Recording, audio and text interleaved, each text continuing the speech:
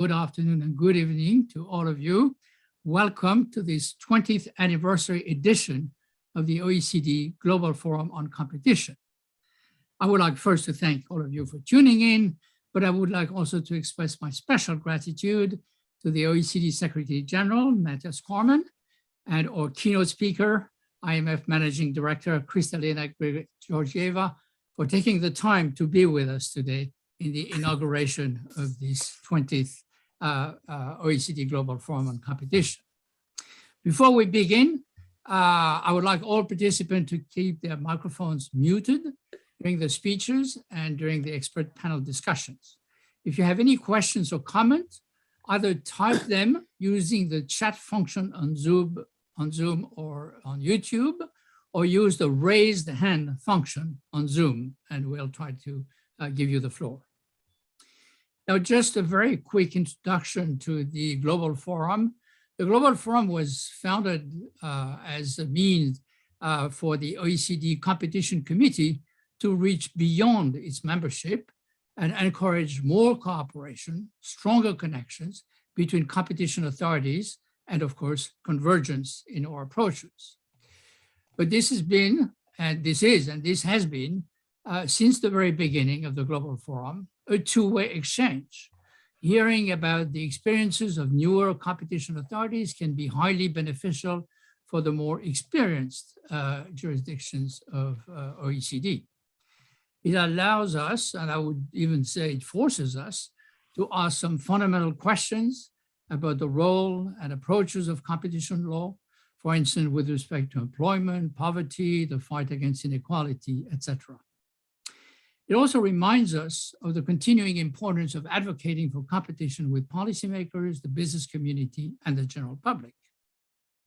This year, in the inaugural panel, which is going to take place very soon, we're going to take stock of the changes that have taken place in the areas of competition and trade policies since we started the Global Forum 20 years ago.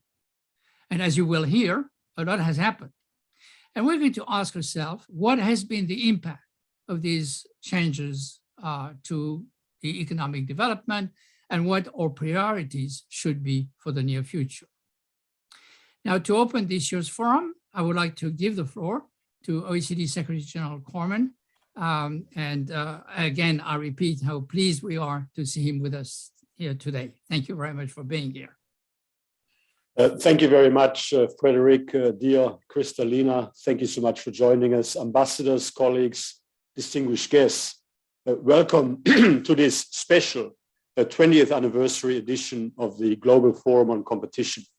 This year's theme, Trade, Development and Competition, goes to the core of our efforts to optimize the strength and the quality of our recovery.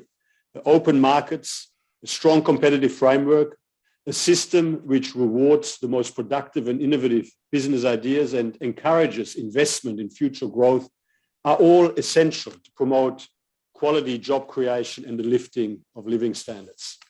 This is as true for OECD member economies as it is for emerging economies, where a lack of competition or anti-competitive conduct can harm society's most vulnerable and obstruct economic development. Competition has long been known to drive growth, but it can also make a very important contribution to reducing income and wealth inequality. A recent study across 8 OECD countries has shown, for example, that market power and higher prices increased the wealth of the richest 10% of the population by between 12 and 21%, while at the same time reducing the disposable income of the poorest 20% by between 14 and 19%. The evidence also shows that exposure to foreign competition can make domestic firms more efficient and better prepared to succeed in export markets. The key is to ensure that global competition can take place to the greatest extent possible on a global level playing field. It's for this reason that all trading nations have an interest in strengthening the rules-based multilateral trading system. Together with the WTO and the World Bank, we are working on a joint report on subsidies, an issue closely linked to the topics for discussion today. Kristalina, we look forward to hearing your views today and to further deepening the collaboration between the OECD and the IMF. We're also privileged to have Director General Ngozi Okonjo-Iweala of the WTO and Secretary General Rebeca Grynspan of UNCTAD sharing their perspectives on the rules-based multilateral trading system's role in trade, development and competition with us here today. Let me also congratulate the chair of the OECD Competition Committee, Frederick Jenny, for his dedication and leadership in steering this important forum since its inception, the key part of the OECD's contribution to promoting development through competition. Now in its 20th year, the work of the OECD Global Forum on competition remains as relevant as ever. Growing from 52 jurisdictions in 2001 to 110 countries and organizations today, the forum has produced more than 1,000 written contributions from competition authorities and experts from all around the world. It has also explored 81 topics so far of competition law enforcement and competition policy. It allows countries to share experiences, explore cutting-edge challenges, and consider how competition fits in with the bigger picture regarding employment, poverty, human rights, and democracy. This forum is also taking place during a period of unprecedented government support measures for businesses and households, and during a period when several factors, including supply chain disruptions, are placing upward pressure on inflation. The balance sheets of the private and public sectors have been strained by the pandemic. Long-standing tensions in the international trading system, including those caused by distortions to the global level playing field, may also be further aggravated in the wake of the COVID-19 pandemic. In particular, emergency government support, which has been essential in preventing more serious impacts on lives and livelihoods during the pandemic, risks becoming more permanent, more entrenched, causing counterproductive distortions along the way. So let me focus on three priorities that we see. First, tools that are highly effective in crisis support are not necessarily desirable over the medium to long term. They need to be phased out before entrenching negative distortions. During the early stages of the pandemic, emergency support included loans and guarantees of up to 30% of GDP. These were important tools for governments to support otherwise viable firms suffering from a short-term shock. But we also know from our work on trade that low-interest loans and guarantees and other temporary support measures can become permanent and thereby distort competition and foster inefficiencies, including excess capacity. This not only harms the open and competitive global markets on which all countries depend, but undermines productivity, economic growth, and development at home. Such support can remove incentives for firms to innovate, making the subsidizing country's own industry less competitive. And keeping unproductive firms alive through government support undermines the role of the open market economy. There can also be significant opportunity costs in terms of scarce public resources at a time when important public investments are needed. Second, how support is designed will affect how easy it is to unwind. We only need to look at global agriculture to know that government support is very hard to reform.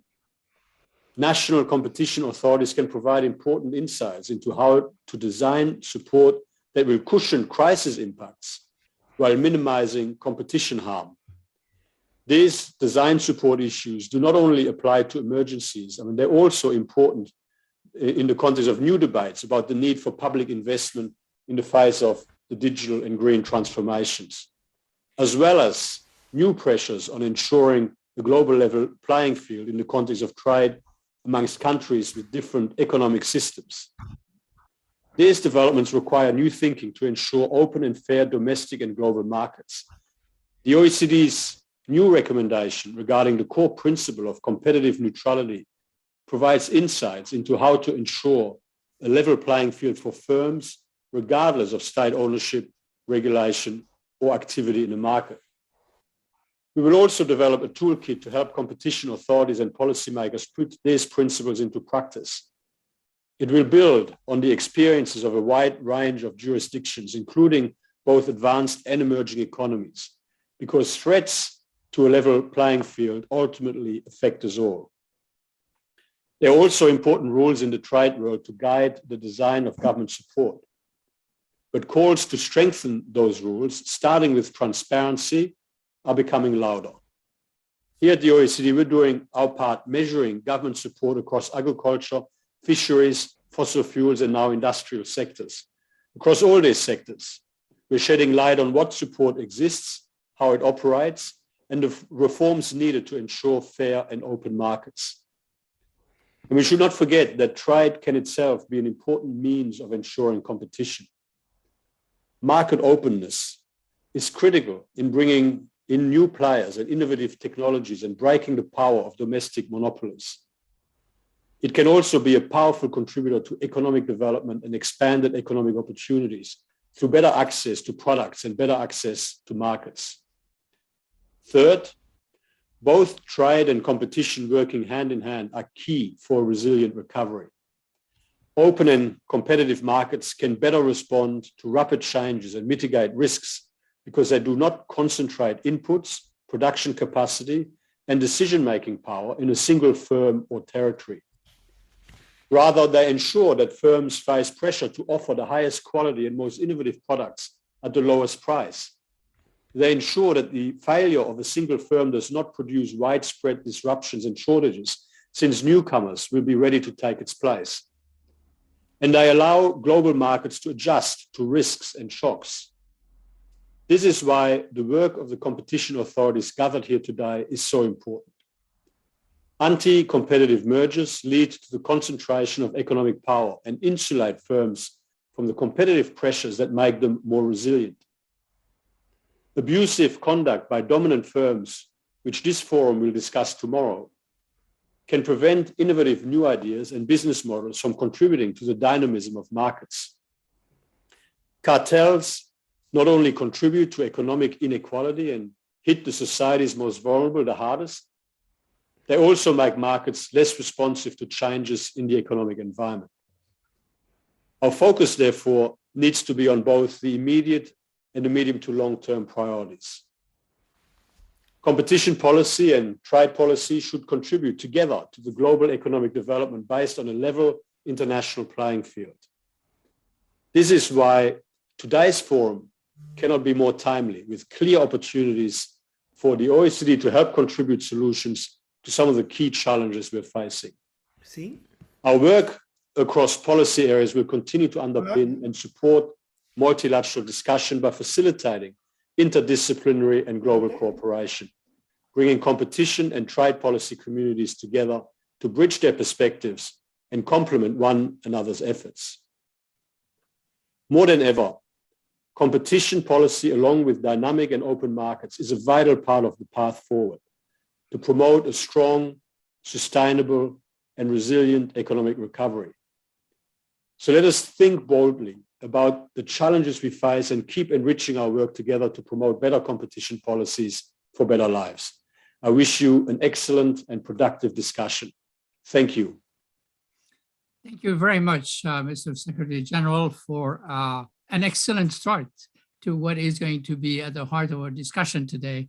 And as you mentioned, also the day after tomorrow, when we talk about competitive neutrality and the issue of state aid, you have emphasized the complementarities between trade policy and competition policy, but you've also mentioned, at least implicitly, a number of difficulties, specific difficulties which have risen in recent years due to the crisis that we all know about, and due also to some difficulties within the multilateral system.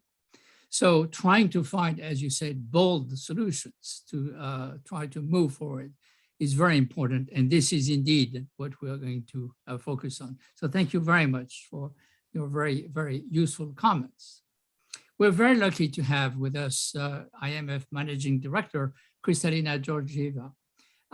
And she is going to share her perspective on today's theme and on the need for different international forums to cooperate more closely than ever in trying to find some of those innovative solutions that Secretary General Corman was mentioning.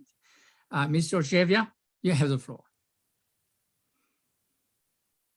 Thank you very much, Mr. Jenny, and my deepest gratitude to Secretary General Corman for having me to speak at this forum today. Matthias, you wouldn't be surprised. I would echo many of the points you have made, and indeed, I will give you our perspective on what is truly a critical moment as we aim to accelerate the recovery of the world economy. This global forum has served for 20 years the aspirations for more dynamism, higher productivity, and higher standards of living. And today is a chance to continue of your noble pursuit. We know healthy competition is a great motivator for businesses and for people to reach their peak performance. And we also know that the return on competition is more innovations, better job opportunities, higher productivity, growth, and of course, reducing poverty, improving standards of living. So very important at this critical moment that competition-driven dynamism delivers more strength to the post-pandemic recovery. And yet, from our vantage point, we see a number of global trends that are dampering, not deepening competition. The 20th anniversary of the forum is a great occasion to reflect on these big trends. Looking back, as Secretary General Corman stressed, in the recent decades, we have seen rise in market power. And that is a natural springboard to reflect on as we look at how are the forces of fragmentation affecting the directions for the world economy. These trends that are holding us back, if left unaddressed, could further undermine competition and complicate the work of both you, competition authorities, and macroeconomic policymakers. So the question is, how we move beyond growing fragmentation to a cooperative approach needed to boost competition and shared prosperity. So let me start with a look back. Over the past 20 years or so, rising market power has hurt, not helped, investment and output. And it has further hurt workers by giving large firms undue influence on labor markets and rewarding them with extraordinary profits. At the IMF, Matthias quoted some numbers. We at the IMF have assessed that rising market power accounts for at least 10% of the decline in the share of income going to workers in advanced economies. Next, and near to the heart of the fund, weaker competition risks making monetary and fiscal policy less effective. You would ask why? Well, companies with excessive market power tend to also have a big piles of cash, making them less responsive to market rates and fiscal stimulus. Add to this the impact of the pandemic. While decisive action by governments and also by central banks to provide policy support have helped many small businesses survive, we have also seen anti-competitive trends intensify. This crisis-related increase in market concentration could push down capital investments and hold back innovation. And the result possibly can be quite significant, reducing the level of GDP in advanced economies by 1% in the medium term, that is a serious blow when we project growth rates in advanced economies to remain, relatively speaking, low in the medium term. So what can be done? How can governments curb excessive market power and foster stronger, more inclusive growth? Let's start with some of the elements of competition policy frameworks that your countries have worked on successfully. Germany and Austria have strengthened merger control by reviewing acquisitions of small players based on deal price. Australia and the United Kingdom have been conducting market investigations to identify and act on issues early. Making labor markets more competitive is another key priority. For many countries, this means preventing no-poaching pacts between firms or stopping non-compete clauses for lower skilled workers in sectors such as retail and fast food. And better data portability and interoperability rules can make the digital economy more vibrant, just as phone number portability in the EU and US boosted competition among mobile carriers. We have the proposed EU Digital Market Act. We have the American Innovation and Choice Online Act, driving useful discussions. And of course, for many of you, having adequate budgets to develop and enforce policy matters. Even with the push on all these policy fronts, efforts to address the rise in market power and more importantly, to counter the harm to competition are not short-term endeavors. As competition policymakers, very important for you to persevere. And yet, as you continue to wrestle with rising market power, we see three emerging global trends that pose risk to competition. And therefore, they also pose risk to resilient recovery from the pandemic. The imperative to counter these trends and make economies more dynamic is not your responsibility alone. Macroeconomic policymakers, the people we work with on a daily basis, need to also be mindful of the risk to competition and the costs that follow. So let me start with a concern of the first of these trends, technological decoupling. We do face a growing digital Berlin Wall built on import and export restrictions and reduced cooperation in scientific research. That approach would leave everyone worse off, from economic powerhouses to especially poorer countries. If some combination of the US, EU, and China were to decouple, firms will find it increasingly difficult to compete as much as they do now, and already dominant tech players would gain even larger market shares with fewer incentives to keep innovating. Global tech standards could also break down, reducing the interoperability of tools that businesses rely on. And the ability to share data and build on each other's work would be further reduced. In such a scenario, who is going to be hit the worst? Low income, middle income countries. Why? Because they will have to choose sides. And once they're locked in, they could face higher prices, worse service, and diminished prospects for development. And that could have global costs.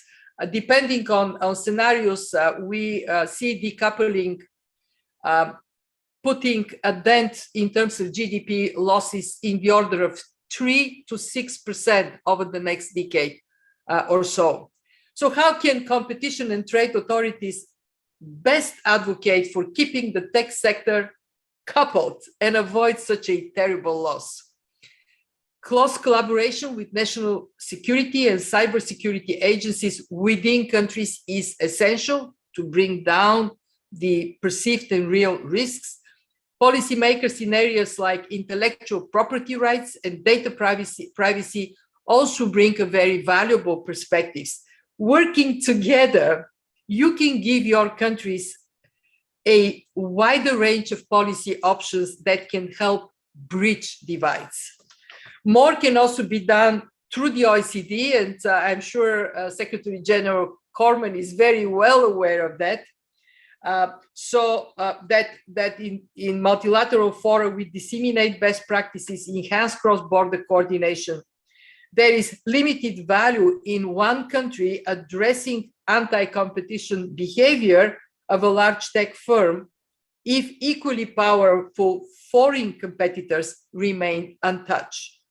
Let me turn to the second global trend, trade restrictions, and our friend and colleague Ngozi is going to talk more about it after me.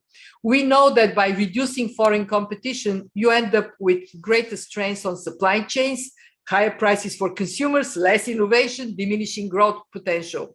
In 2019, we at the IMF estimated that tariffs either created or raised in the previous 2 years, those done in this 2 years' time, have reduced global GDP by 0.4%. These pre-pandemic restrictions largely remain in place, and they continue to hold back global output. The good news is that we have generally done better during the pandemic. To be sure, there's some problematic trade policies early on, but the crisis itself did not result, thank God, in a full-blown protectionism, especially in food, drugs, and medical supplies, to the credit of governments and to the credit of all of you. This said, restrictions in these areas have contributed to massive vaccine inequality. Even if they were limited, they are damaging, and that has made the global recovery more uneven, more fragile. The Omicron variant is a very stark reminder that unless we put the flares of the pandemic down everywhere, we will continue to see the reemergence of new variants. And so we have to have that good dialogue that is now flowing on easing the access to vaccines and to all the supplies necessary so we can do better. And at the same time, we need to jumpstart the broader trade agenda. So overcome the stark reality that global reforms have largely stalled. The leadership of the WTO brings new energy, and I would leave it to Ngozi to demonstrate to you what her main objectives are, how she is bringing enthusiasm for dealing with trade distorting subsidies, industrial tariffs, and then moving trade agreements in fast evolving areas such as tradable services, investment, and e-commerce. That brings me to the third global trend, climate. Countries not only need to come together to stop global warming, they must work hard to avoid asymmetric or uncoordinated climate policies. Think of the wide variations in carbon prices across markets that could distort a competition because some countries are not taking adequate mitigation policies, and that creates carbon leakage.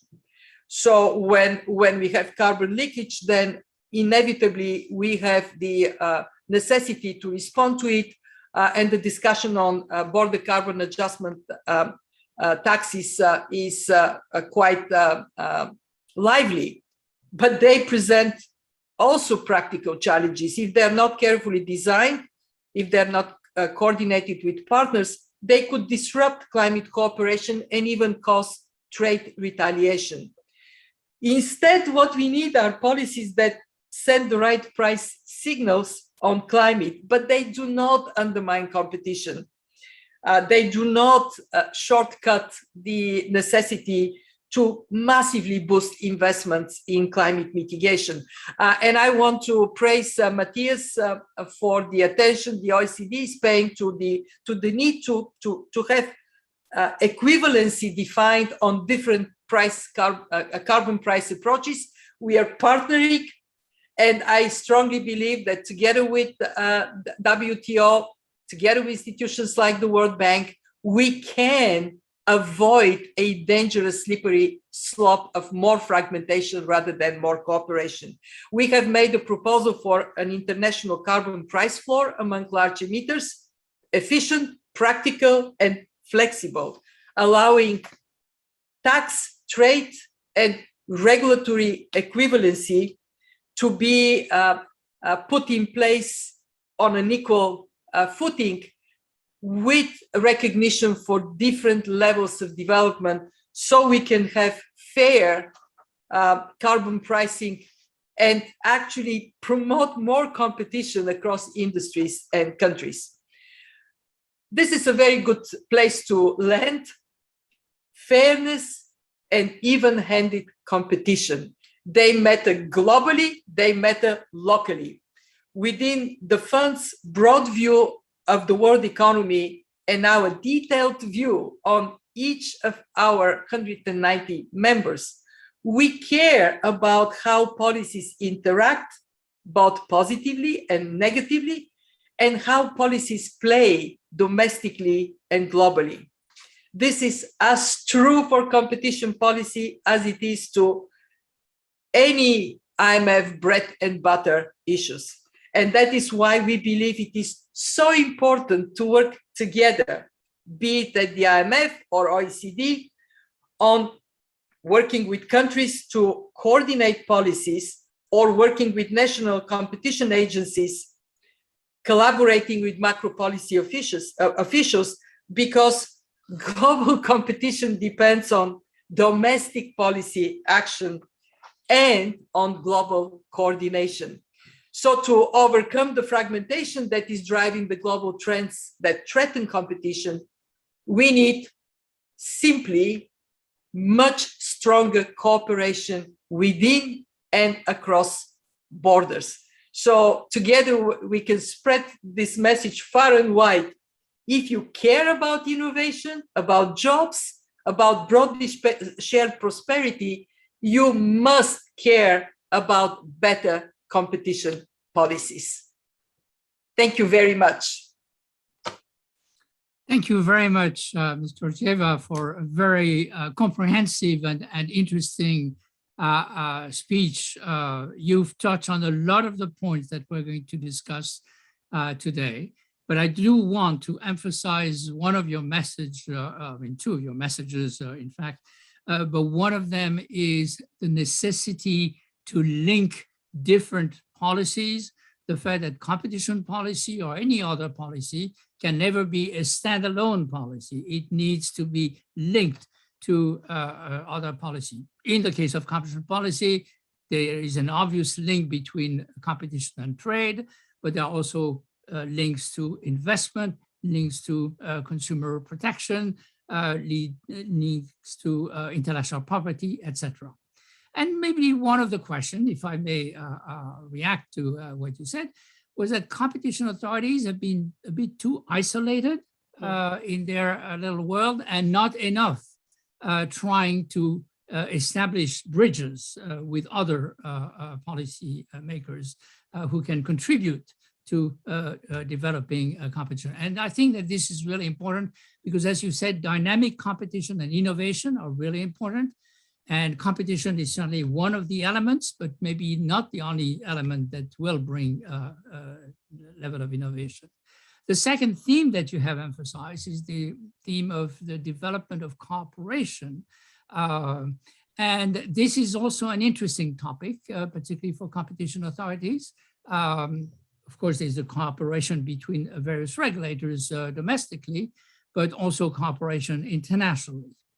And there are questions, at least in our field, as to whether the way we have cooperated up to now has reached a ceiling, and whether we need to be inventive to try to find new ways to cooperate in order to deepen our cooperation, which becomes all the more important that we have global players and very powerful ones on the other side.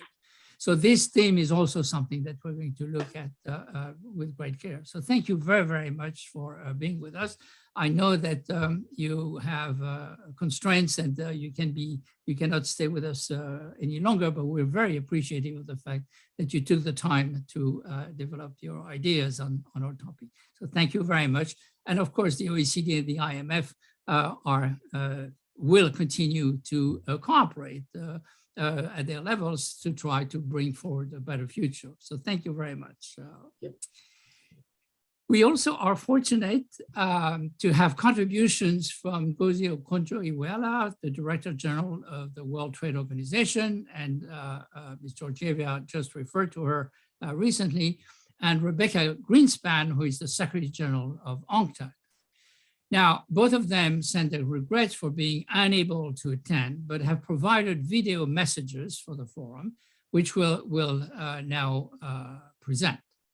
These interventions, together with the interventions of Kristalina Georgieva and the introductory speech of Secretary General Corman, are an excellent introduction to the panel discussion that we will have immediately after we show this presentation, because they keep on outlining several of the themes that are relevant to our discussion on the future of trade, competition, and development.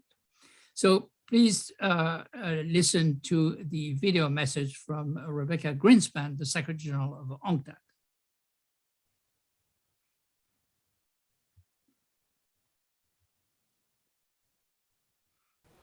Ladies and gentlemen, dear friends, it is a pleasure to address you today at the opening of the OECD Global Competition Forum, a forum that could not be more apt, clear-eyed, and timely. Although the pandemic is not over, as we clearly experienced this week, the world is in the midst of a global economic recovery from the COVID-19 crisis, whose negative effect on development is well known. After the big contractions last year, many developing regions are facing the very real risk of a lost decade, with permanent reversals in poverty rates, food security, and access to education. Much, therefore, hinges on this recovery and in the promise of not leaving anyone behind. If this recovery is not inclusive, the post-COVID world will be even more fragile than the world we had in 2019. Because if this crisis has taught us anything, it is that inequality makes us vulnerable. Vulnerable because blows land harder. Vulnerable because it takes longer to recover. Vulnerable because both the losses and the gains are unjustly distributed. So far, this global recovery, though robust, is not inclusive. We are seeing a two-tier recovery, with advanced countries growing and vaccinating at rates that are multiples of those in developing regions. This divergence is due to many factors. Trade and competition is one of them. We would all agree that trade is an engine for inclusive growth only if we work together to make the rules of the game fairer and to remove barriers to trade, not to erect them. As you well know, trade impediments not only consist of tariffs and non-tariff barriers and state measures, trade is also hampered by private barriers, which we call cross-border anti-competitive practices. That is, cartels among large firms that affect countries, regions, and even continents.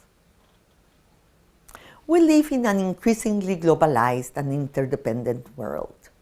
The market concentration of large companies in major sectors, such as pharmaceuticals, agribusiness, and more recently, the digital economy, is also on the rise.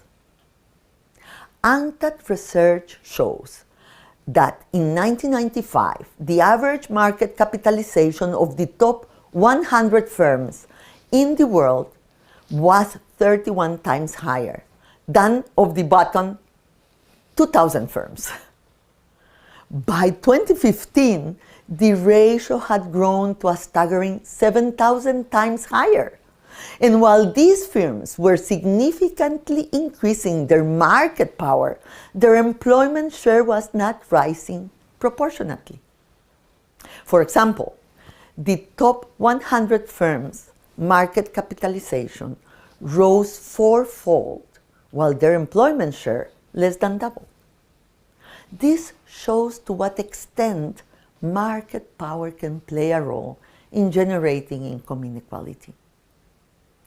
Recent firm-level data on merchandise exports show that the top 1% of exporting firms, already a restricted circle in the business world, accounted for almost 60% of country exports in 2014. After the global financial crisis, the 5 largest exporting firms on average accounted for 30% of total exports, and the 10 largest exporting firms for 42% of total exports in the world. This trend has accelerated with the digital revolution. Profits of digital platforms have skyrocketed in recent decades. To give you an idea, the profit-to-revenue ratio of the largest transnational corporations is an average 7%. For the top 8 biggest tech firms, this ratio rises to an outstanding 25%. So the current market capitalization of Apple is over $2.5 trillion, which is higher than the GDP of 82% of countries in the world. Overall, this increase in market power and market concentration has led to increased profits for firms, decreased wages share for workers, and a weaker purchasing power for citizens around the world. This has widened global inequality. One study estimates that between 1990 and 2016, the private international cartels overcharged exceeded an estimate of 1.5 trillion globally. This is about 60% of the $5 trillion financial gap we at UNCTAD estimated was needed to fund the 2030 agenda. Ladies and gentlemen, dear friends, competition policy can and must address some of these injustices. We are here to help. UNCTAD is the focal point for competition law and policy in the United Nations system. We have a mandate to promote the Unset on competition, which is the only multilaterally agreed framework on competition. At UNCTAD, we believe that competition policy has a role in inclusive economic development. Its role is and should be to ensure that markets are and remain open and accessible, especially to micro, small, and medium-sized enterprises, which play such an important role in job creation, innovation, and economic growth, especially in developing countries. Achieving this requires solid regulatory competition frameworks, authorities with sufficient power to tackle anti-competitive practices, the incorporation of fair competition in competition policy, and partnerships and coordination among the international organizations. Because international cooperation is key to deal effectively with cross-border anti-competitive practices. This is crucial, especially for competition authorities in developing countries who face great challenges when investigating multinational companies. UNCTAD has been instrumental in promoting this kind of international cooperation. we provide the largest forum for hot competition topics through our annual meetings of the Intergovernmental Group of Experts on Competition Law and Policy. And we are very proactive in our search for more allies in this important topic. I therefore ask all of you present in the OECD Global Forum to count on us as partners in making competition work for trade and development. So let us work together. Let's build resilience through an inclusive recovery and better trade through more cooperation in competition policy. The stakes could not be higher. Thank you.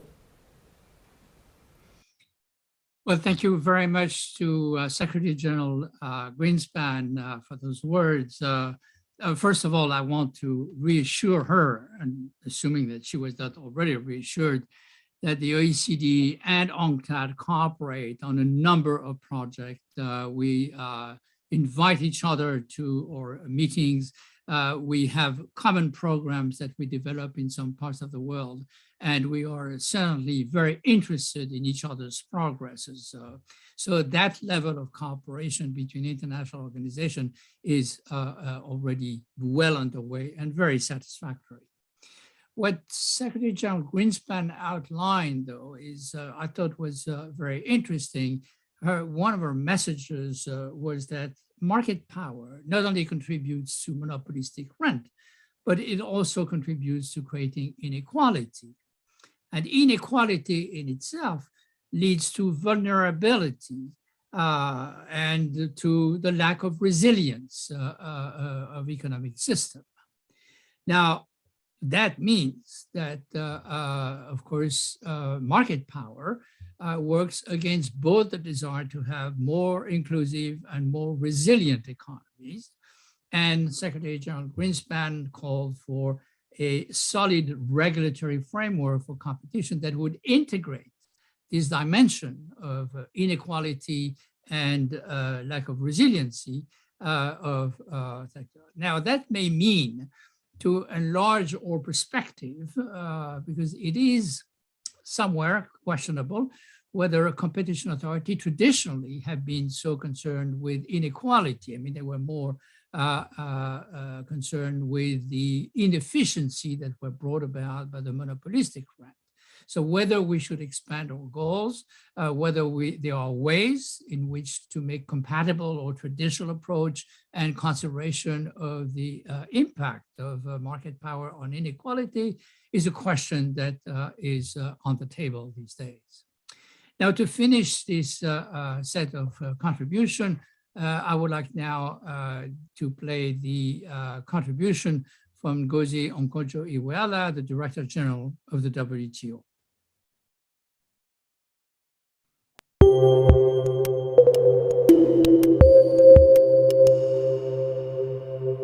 Secretary General Gorman, Mr. Fred Jenny, Chairman of OECD Competition Committee, Excellencies, ladies and gentlemen, thank you very much for inviting me to join you for this event, a major feature in the international competition policy landscape. It is a pleasure to provide some remarks for this opening session after IMF Managing Director Kristalina Georgieva. This year's forum includes 2 sessions of direct relevance to the work of the WTO on the interaction between trade, competition, and development, and on competitive neutrality. Both sessions concern a question that was at the origin of the past work on competition policy at the WTO, and which has again come to the forefront. How can competition and trade policy work together to maintain a level playing field in an increasingly interconnected global economy? Undeniably, over the recent decades, competition law and policy has become an essential element of the legal and institutional framework for the global economy. Today, some 135 WTO members, including all emerging economies, have in place national competition laws, up from 50 economies in 1997. This welcome state of affairs is due in significant part to the excellent work of institutions like the OECD, the ICN International Competition Network, UNCTAD, and individuals like our chair today, Professor Frederick Jenny. There are, of course, many links between the global trading system, international competitiveness, and state interventions, such as subsidies and competition policy. One of the basic principles in competition law and policy is fair play in the market. In that regard, the OECD has developed the concept of competitive neutrality to be discussed today. And the question as to whether or not our policies and rules create a level playing field is more relevant than ever. For instance, the current debate about the structure of global digital markets, including the economies of scale, industry concentration, and network effects observed in these markets, have raised questions about whether these markets, if left to themselves, promote competition, inclusiveness, and work to the benefit of consumers. Related to subsidies as well, there are also debates as to whether WTO rules adequately regulate schemes in which government support goes to a recipient manufacturing products in a different country. By the same token, it has been noted that recent COVID-19 state support measures need to be monitored carefully and designed so as not to distort competition and lead to unwelcome longer-term distortions. At the WTO, fair trade is at the core of our work. Arguably, and similar to competition law and policy, this entails transparency, non-discrimination, and fair play amongst all players as fundamental principles incorporated in several of the WTO agreements. Today, the WTO examines domestic competition policy regimes in its trade policy reviews of existing WTO members, as well as in working party reports on countries seeking WTO accession, and provides technical assistance to a large and geographically diverse group of developing countries. In other areas like trade and public health, consideration of the role of competition policy features prominently, whether it is in discussions in the WTO committees or in the joint work with the WHO and WIPO. Even then, some would say that the existing competition rules in trade agreements do not adequately discipline trade and are not reflective of the current economic and competitive conditions in the international sphere today.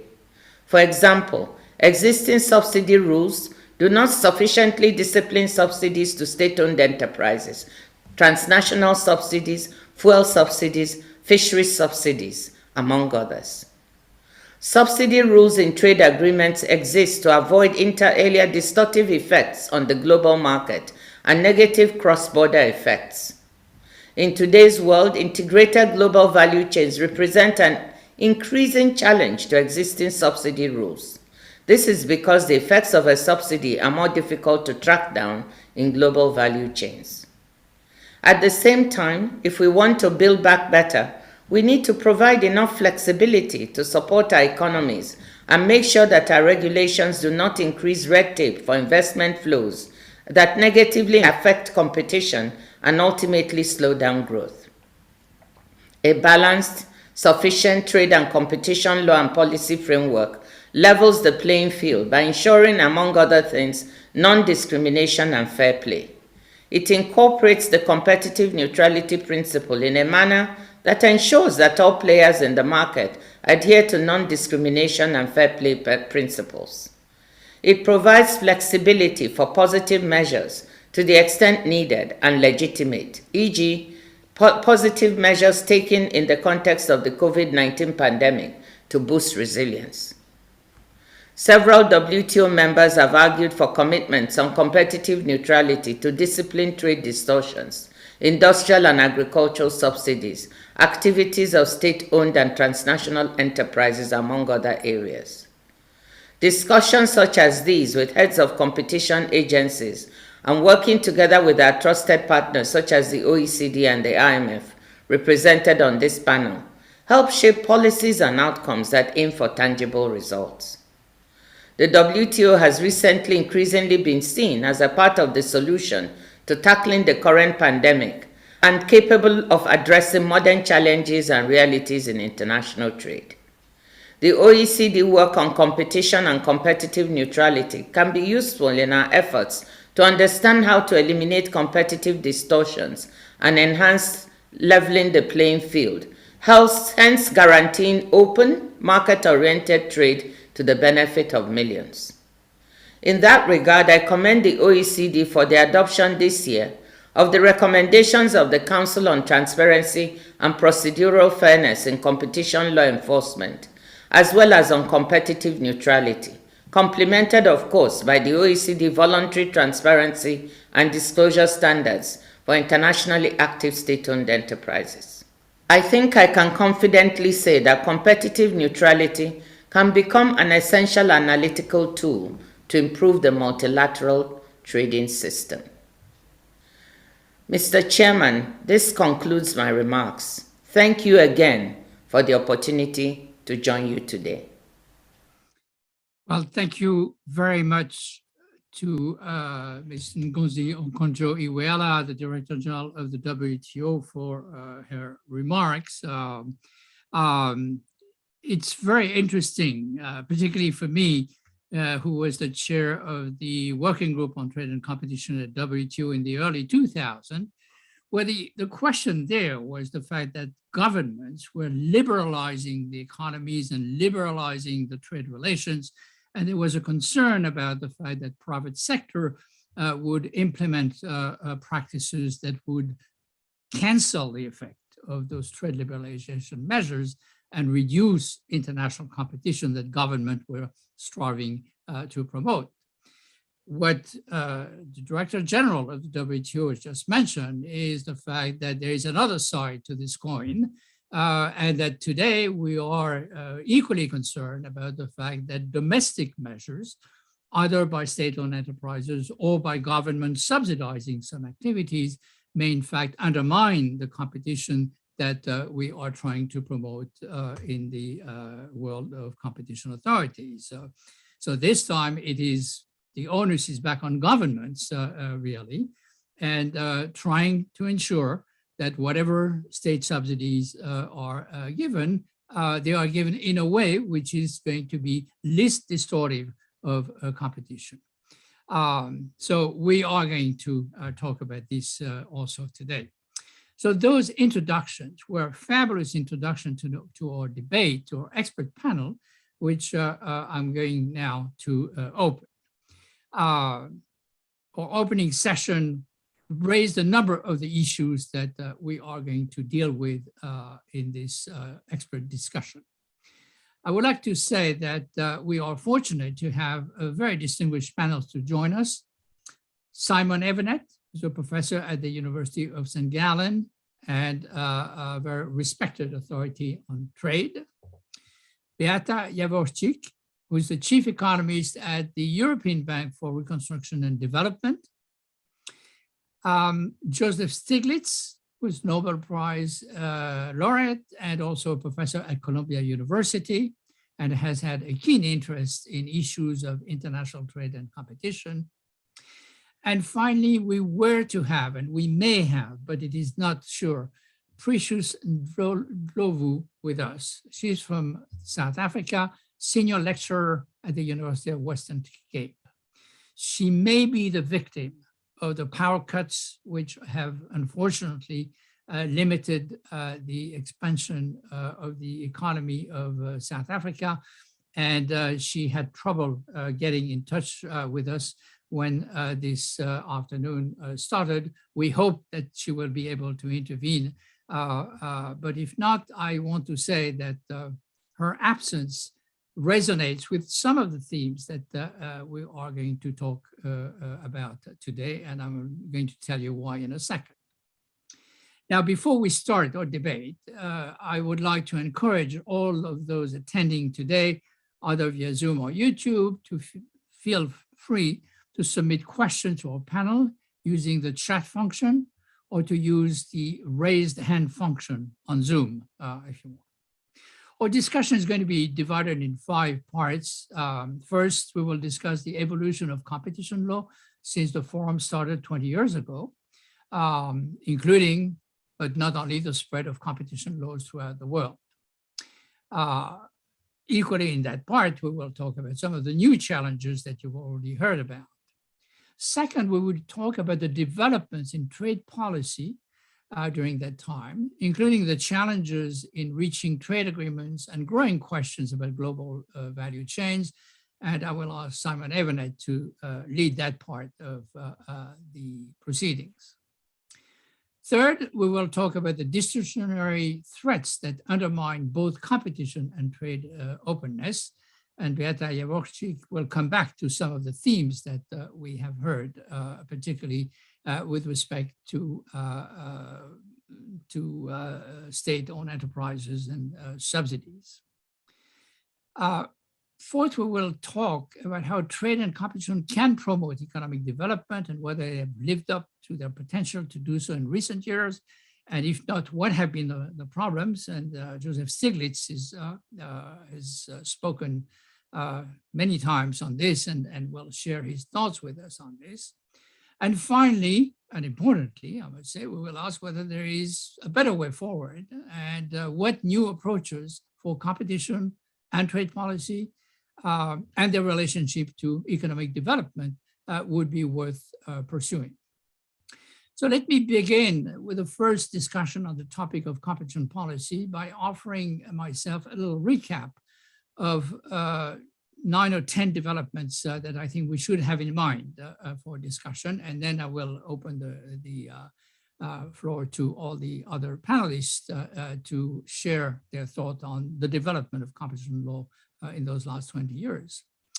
The first thing, which has been mentioned earlier, is that, of course, many more countries have a competition authority today than used to be the case. The number of jurisdictions with a competition law has expanded from 79 in 2001 to 130, over 130 today. So this is a considerable increase, nearly a doubling. So there is certainly in the world more understanding of the role of the competitive process in the economic performance of countries than there used to be at the beginning of the century. It's interesting to note that a lot of those laws started from, not from the efficiency side, but really from the fairness side. I mean, countries were familiar with the idea of fair competition. And there was a certain amount of overlap in people's minds or in competition authorities' legislation between those two notions.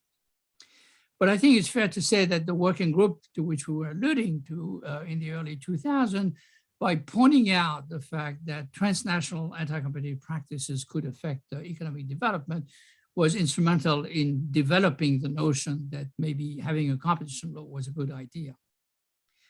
Second, the dominant model of competition in the world is a model of a competition authority, which is a more or less independent administrative body with decision-making powers subject to a review, which may be by a court or maybe by another administrative body. Such a system ensures the relevance of the decision-making because the composition of the competition authority often includes people who have an economic background, the independence of the competition authority from the government interference, and that's where the independent administrative bodies is important, and the respect of due process in competition proceeding, and that's where the appeal of those decisions can control this. Those authorities have been structured in voluntary networks. We've certainly heard that UNCTAD has been very active as one of the network where competition authorities met, but so is the ICN, so is the OECD. And those networks have not only allowed competition authorities to exchange good practices, but they've also allowed them to express themselves with a powerful voice in the policy debate. On the slightly negative side, though, I would say that because competition authorities wanted to preserve their independence, they did not intermingle much with other communities of policymakers. And we've heard a little bit of this earlier on, whether I'm talking about trade policymakers or industrial policymakers or even consumer policymakers. And this has somehow limited the diffusion of the competition culture in the economic community. Third, at the beginning of the century, there was kind of a consensus of competition authorities that they should try to converge towards a more economic approach, an interpretation of competition law that would refer to economic analysis and economic analysis of markets, which offered a good way to try to identify illegal practices from practices that could be allowed, particularly in cases such as in abuse of dominant position, where the same practice could, depending on the context, be either considered to be pro or anti-competitive.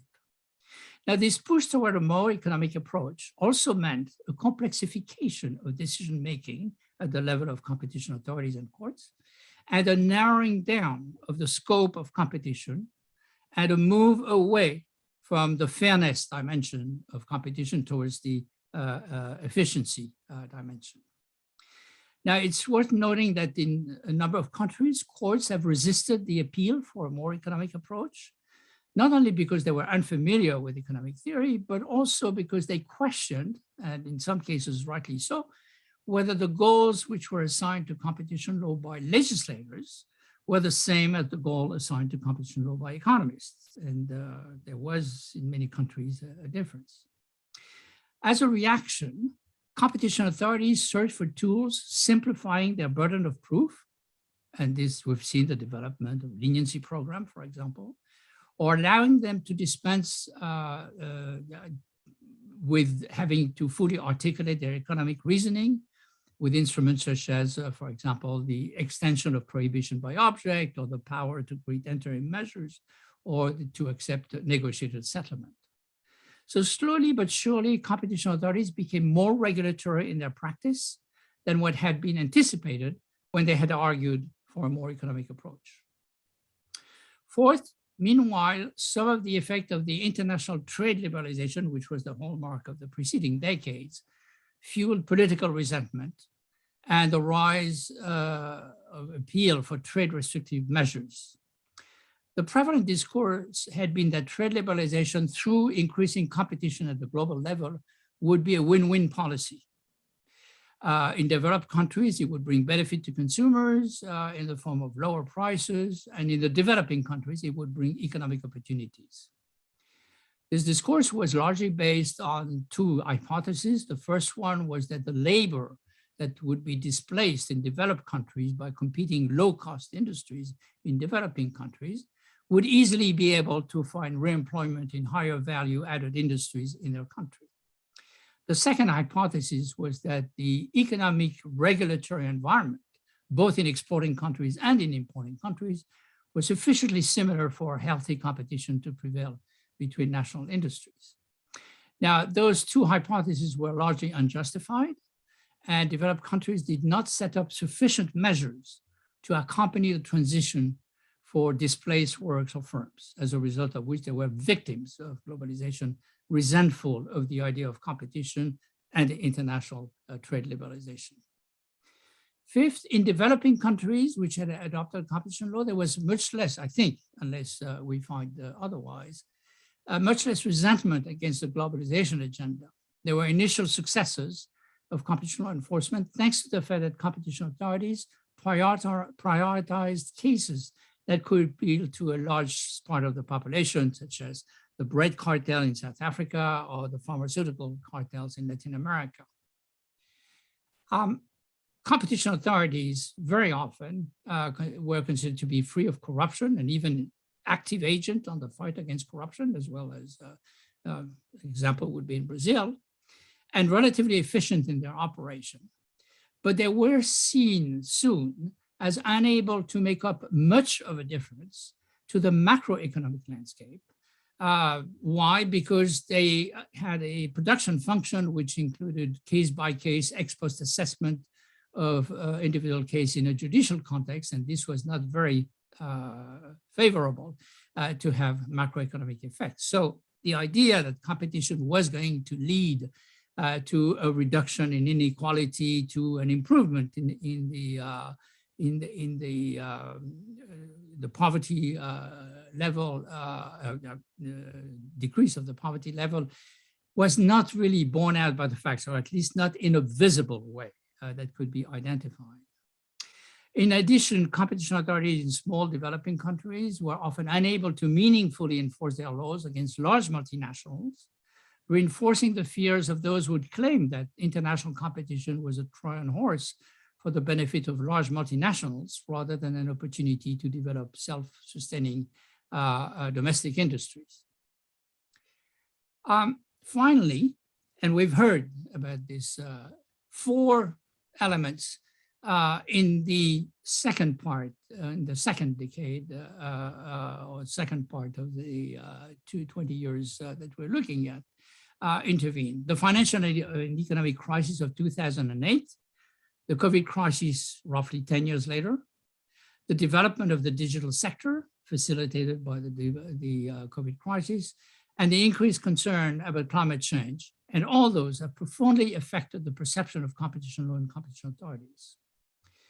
So those crises, 2008 and the COVID crisis, have, we must admit, a little bit shaken the faith in the smooth and effective working of competitive markets to allocate resources to their best possible use. And it has clearly showed that in some sectors, at least, regulation had a role to play alongside competition law to make markets actually work. Now, this was a far cry from the idea that was prevalent in the early 2000s that competition was replacing regulation and could allow us to do away with regulation.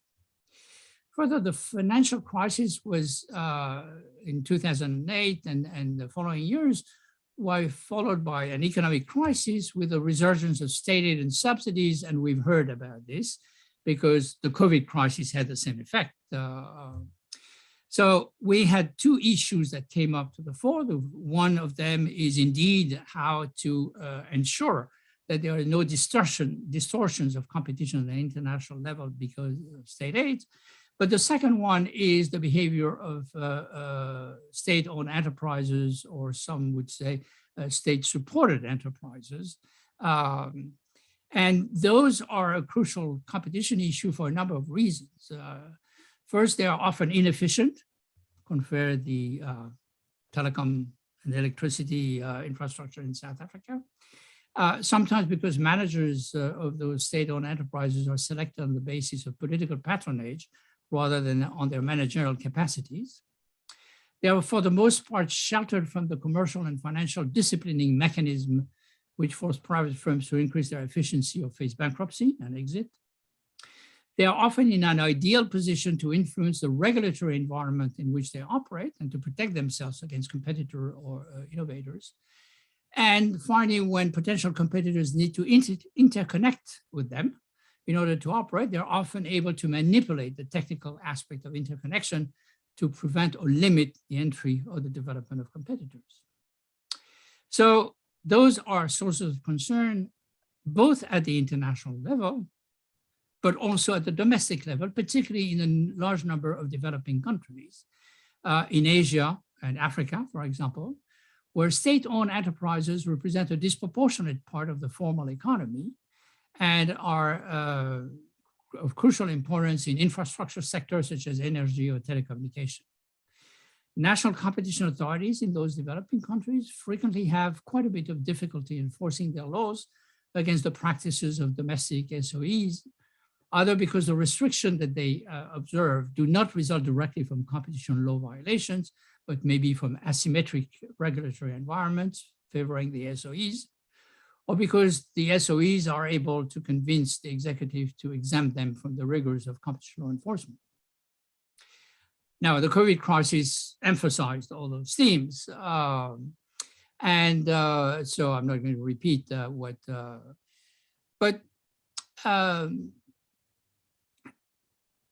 COVID crisis added another layer of government intervention.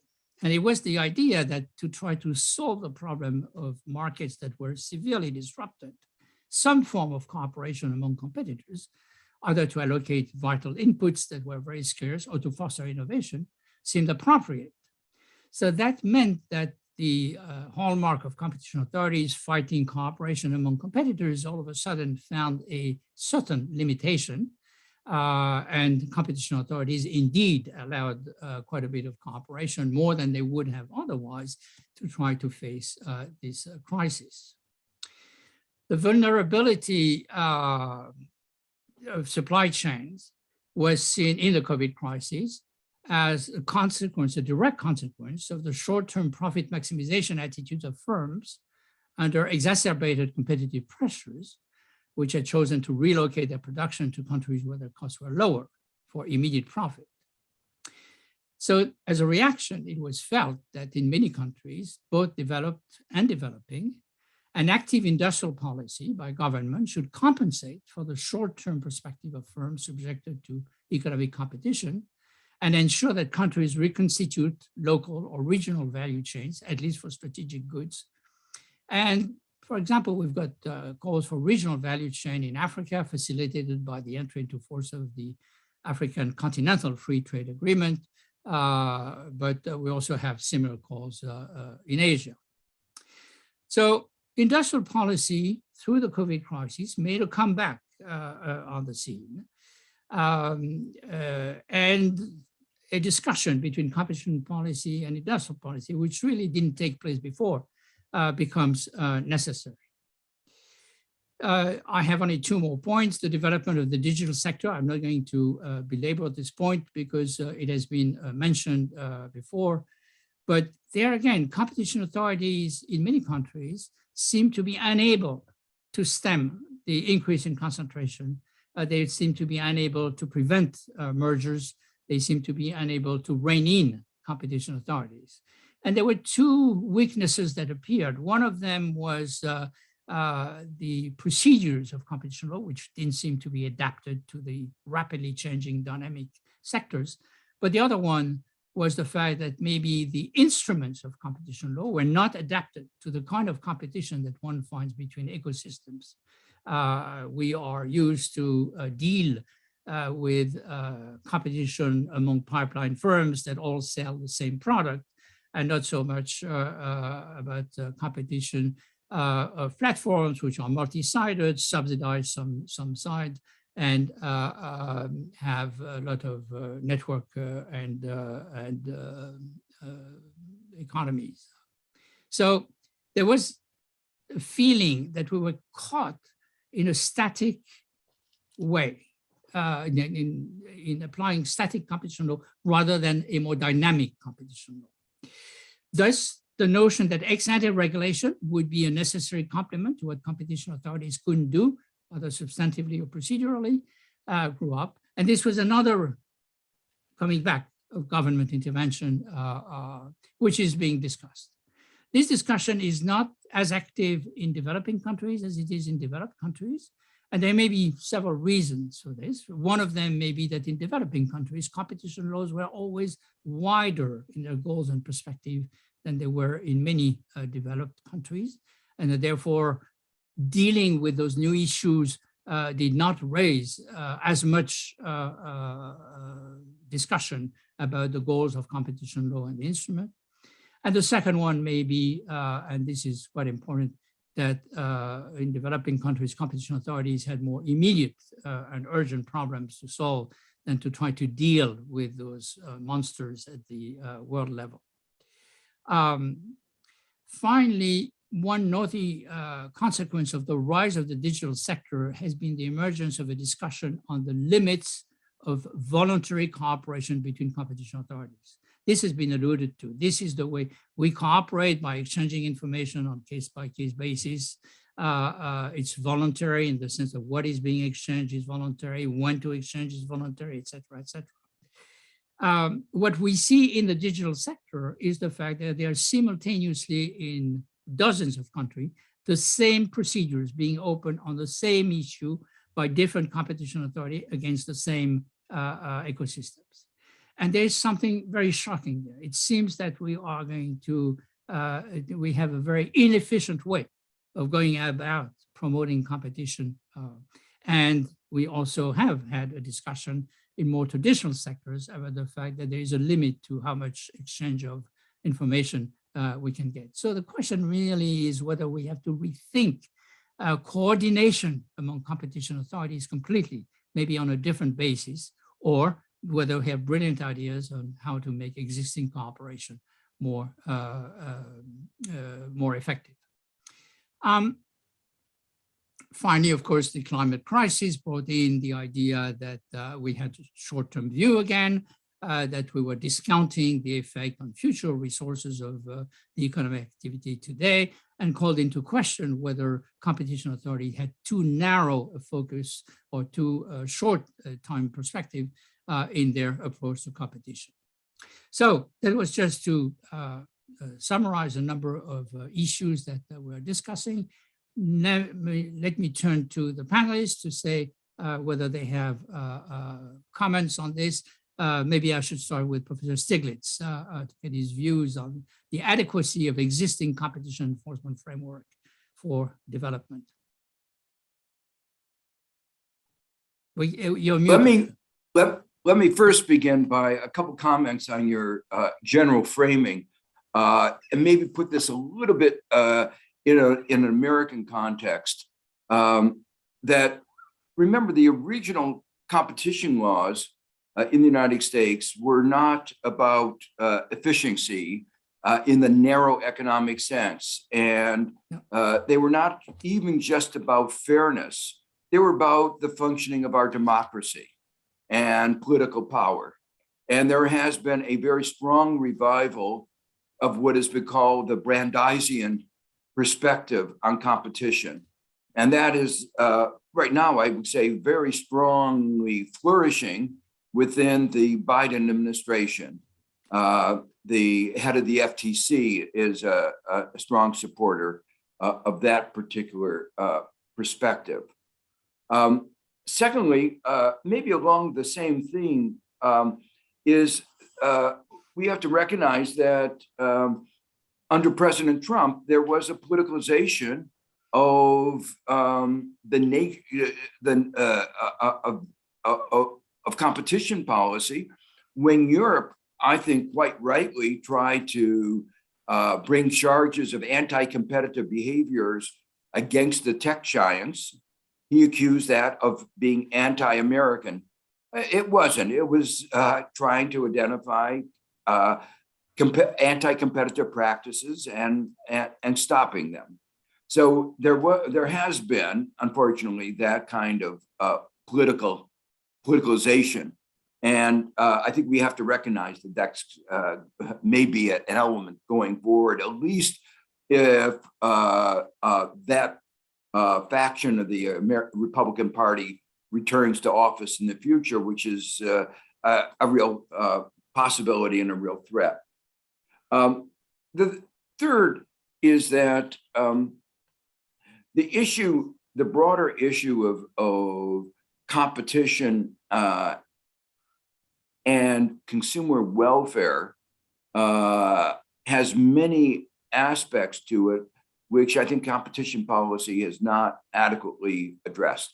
The consumer welfare standard has been widely criticized, and I think for a good reason. It doesn't fully reflect the dynamics of the economy. It doesn't reflect all the concerns of our society.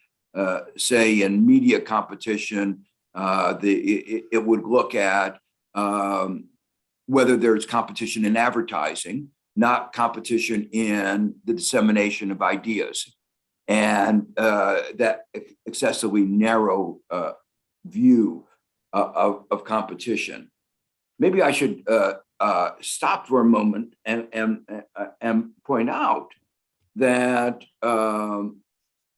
the conditions under which it is the case that a competitive market is efficient in a limited sense of Pareto efficient or stable.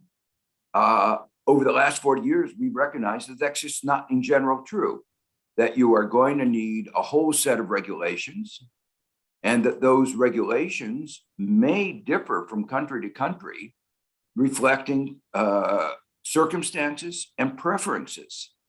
in those countries.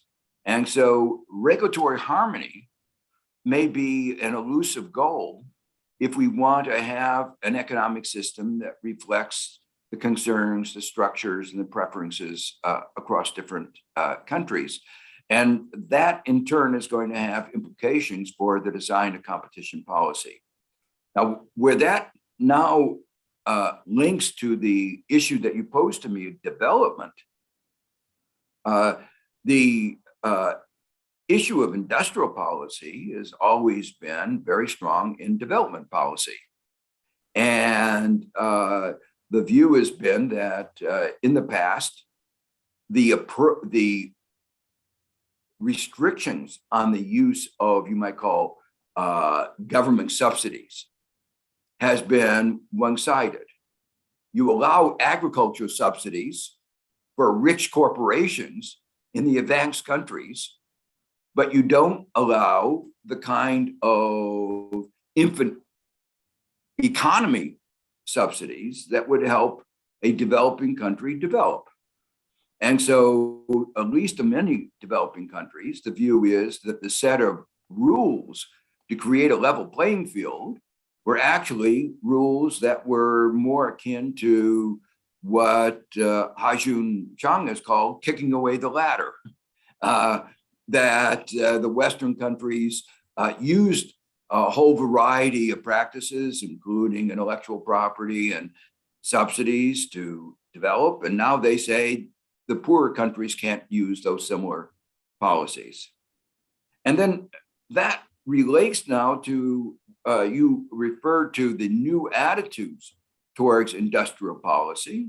United States bipartisan support for industrial policies, but only partly motivated, as you suggested, by the demonstrated lack of resilience of our supply chains, that markets failed miserably, couldn't produce even protective gear in the United States.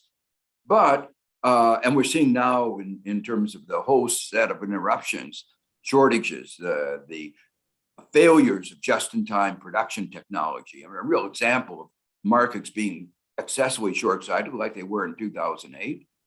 But we are engaged, many people in the United States believe we are engaged in a new Cold War with China.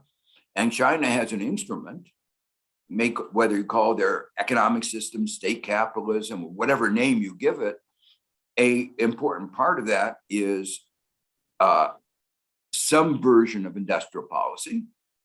And the view is that if one is going to succeed in that, one has to have industrial policy.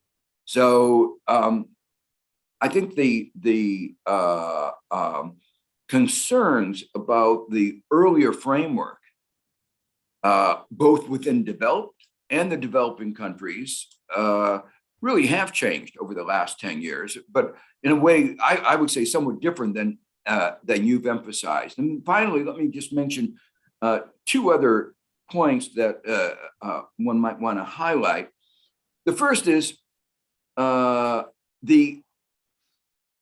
been a very large increase in monopoly in the United States, and evidence is pretty strong on that. And it's evident that our legal framework has not been able to keep up. So there's a failure. And that leads to the question, why? What is going on? And I think there's a growing consensus of a whole series of problems. One of them is our companies have been very innovative, not only in producing new goods, you know, the iPhones and smartphones and things like that, but also innovative in anti-competitive practices. You look at the contracts that are used by the banks, the airline reservation companies, a whole host of contracts are designed to extend, perpetuate, augment market power, and to resist existing legal frameworks. And consumers pay an enormous amount for these new contractual arrangements. Secondly, we have a change in our economic structure that makes some of the old laws not work as well. You were talking about digitalization, that there are a whole, the preemptive buying of companies is a change from what the standard used to be. Was it a reduction in competition today? Now we're asking will it be a reduction in competition in a reasonable future time? So the change in the economy necessitates a change, I think, in legal framework.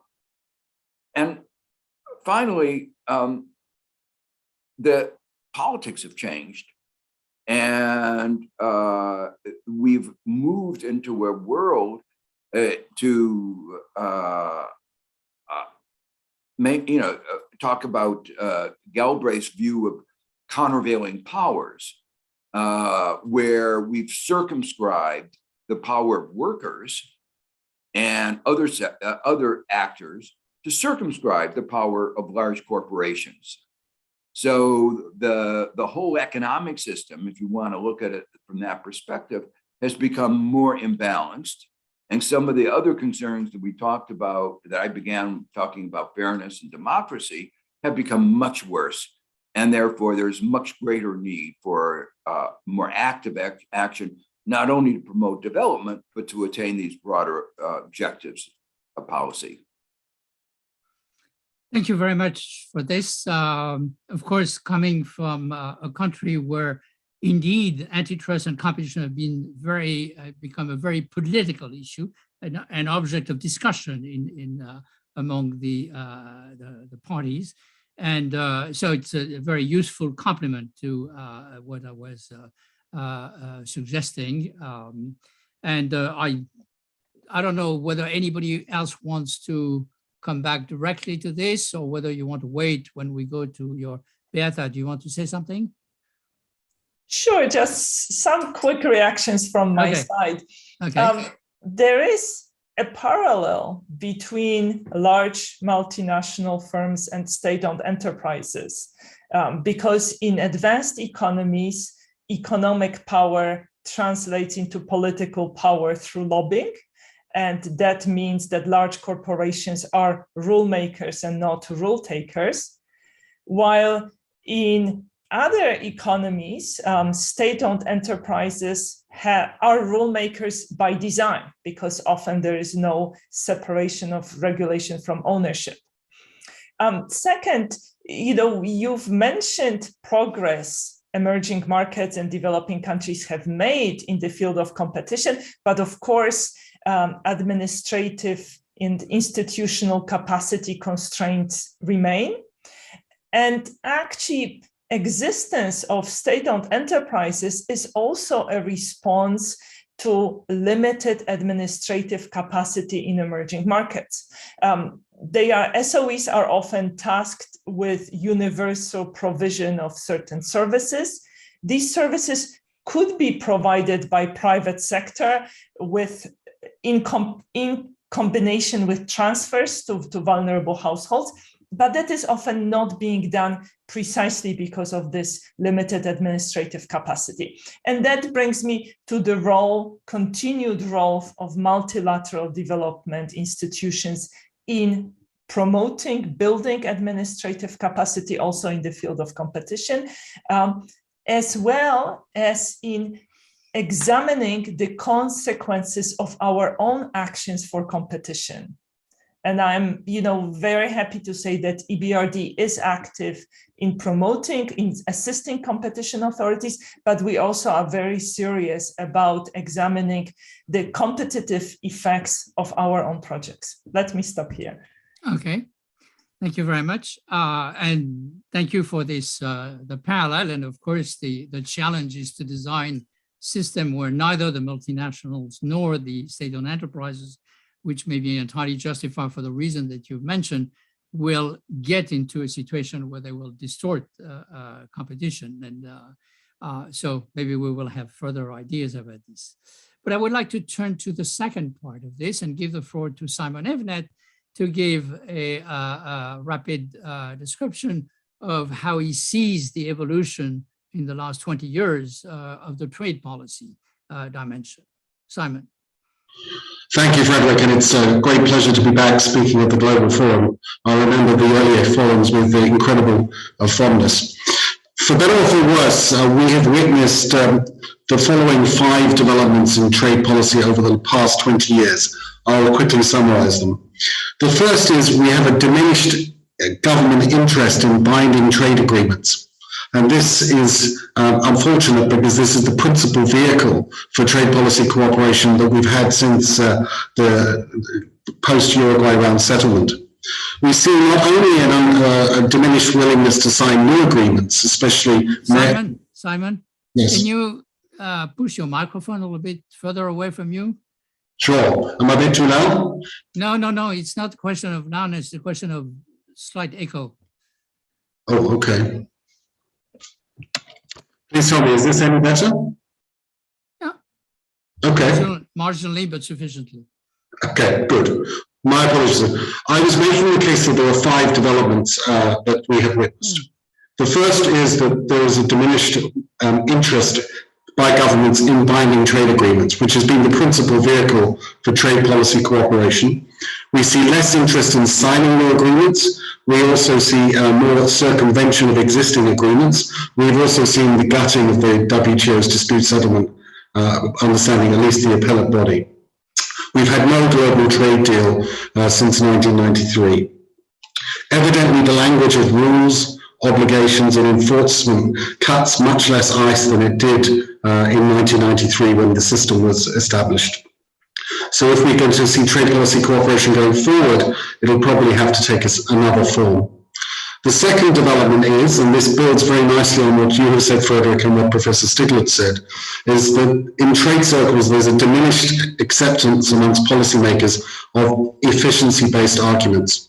Now, unlike competition law and policy, where competition-based welfare arguments have a lot of sway or had a lot of sway, there was less so of that in trade policy, but still it was possible to make the argument that trade reform would benefit corporate buyers. Mercantilist arguments have always resonated much more and are doing so even more now, especially as we have geopolitical rivalry, and we have national security arguments gaining traction as well. In many ways, the neat separation of trade policy from many of these other policy domains has ended, and trade and non-trade policy factors are bleeding into trade policy discussions. I wonder if trade policy officials, and for that matter competition law officials, are speaking a language which resonates with senior policymakers anymore. The third development that we've seen is that the competition policy action has shifted from the multilateral and the regional levels to the bilateral and the unilateral levels.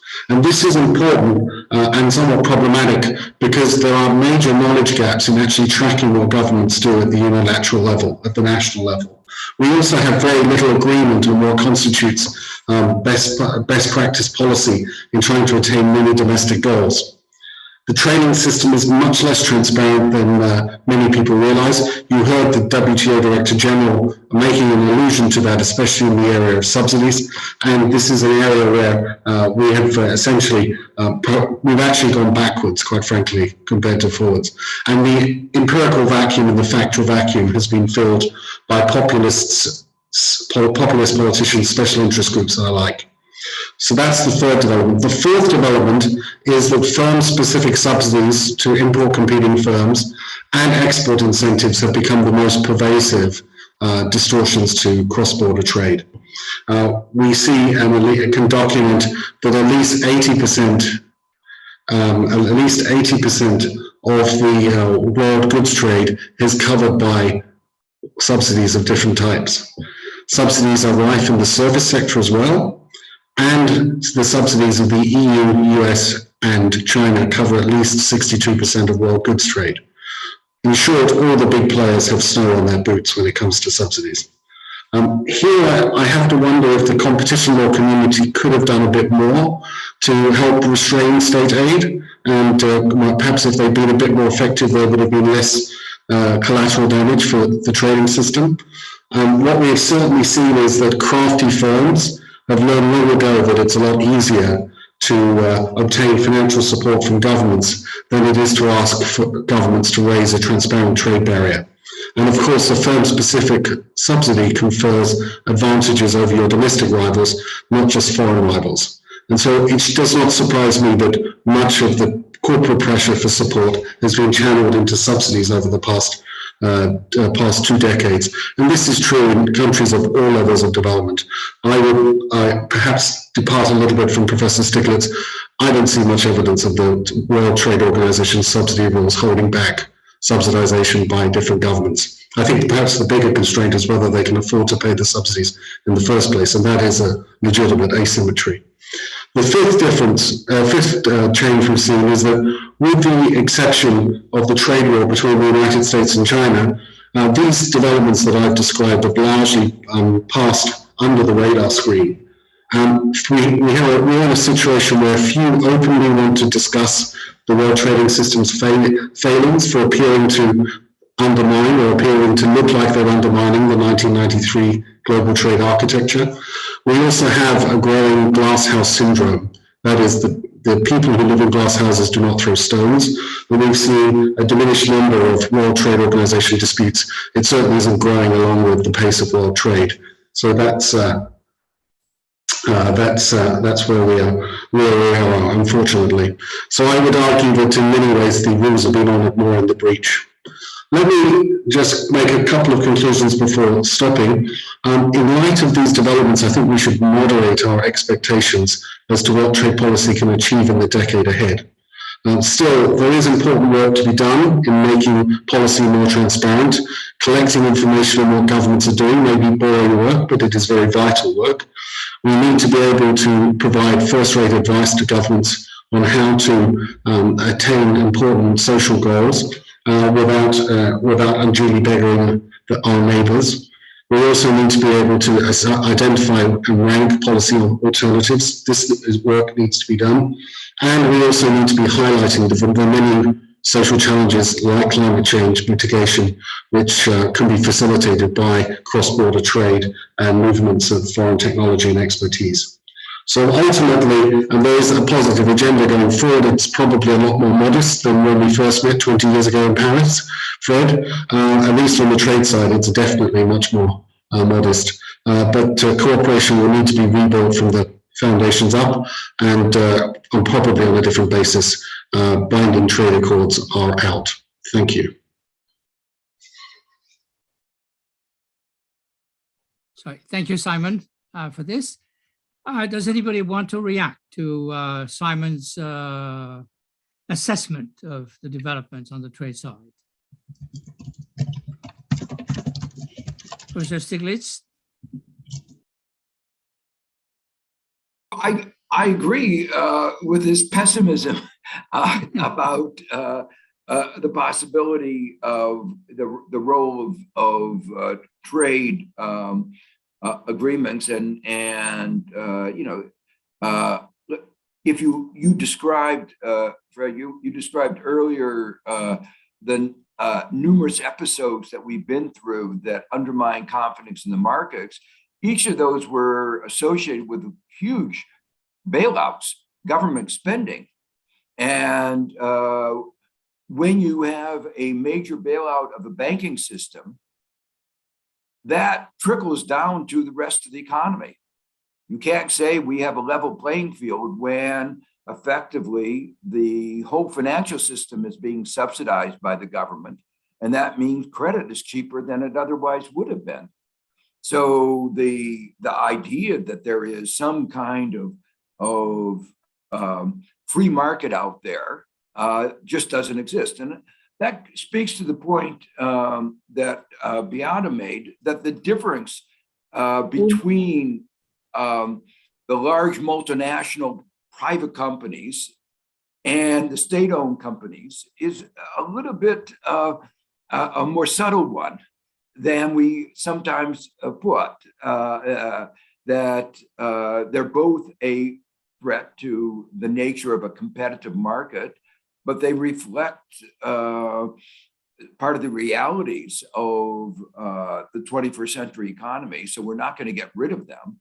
And we will have to somehow develop legal frameworks that make sure that there is, and I like the way Simon, a reasonably transparent, a reasonably level playing field, keep putting pressure at the most obvious forms of, against the most obvious distortions, as you would put it. But whether you call it a distortion or correcting a market failure depends on your perspective. If you're a developing country, some of these interventions are nothing more than correcting market failures to try to create industries where there are barriers to the creation of industry that are created by some of the advanced countries. So even the language of distortions may be slightly distorted itself because it represents a perspective of what the norm is and how the markets actually work. So I think those of us in development want to see many of these interventions as correcting market failures, not distortions in themselves. Thank you very much for this. There are several requests for the floor. I can see that the Czech Republic has its hand up, and there is a question from Egypt in the discussion, and I think that Beata wanted to take the floor. So let me start with the Czech Republic.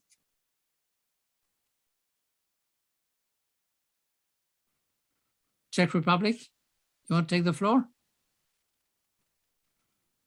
Not obvious. Okay, so let me go to Egypt. Can Egypt, do you want to take the floor to the Egyptian Competition Authority? So the question, which was Egypt, you have the floor. Yes, Dr. Frederick, thank you very much for the enlightenment and the whole event. It's a pleasure to talk to your kind self and the esteemed panel. Since it's about trade and competition and development, and you were mentioning the trade agreements and how all the policies work together.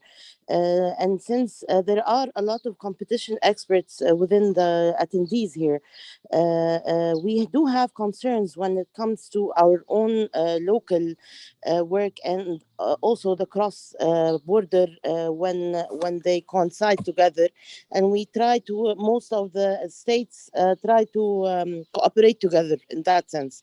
However, when there are trade agreements, which is another competition concern or another authority that helps with the bodies and the policies governing it. When those trade agreements occur, there is an effect on the local level that could be discussed on the cross-border level as well. Let me just give an example so that I'd have an answer for that.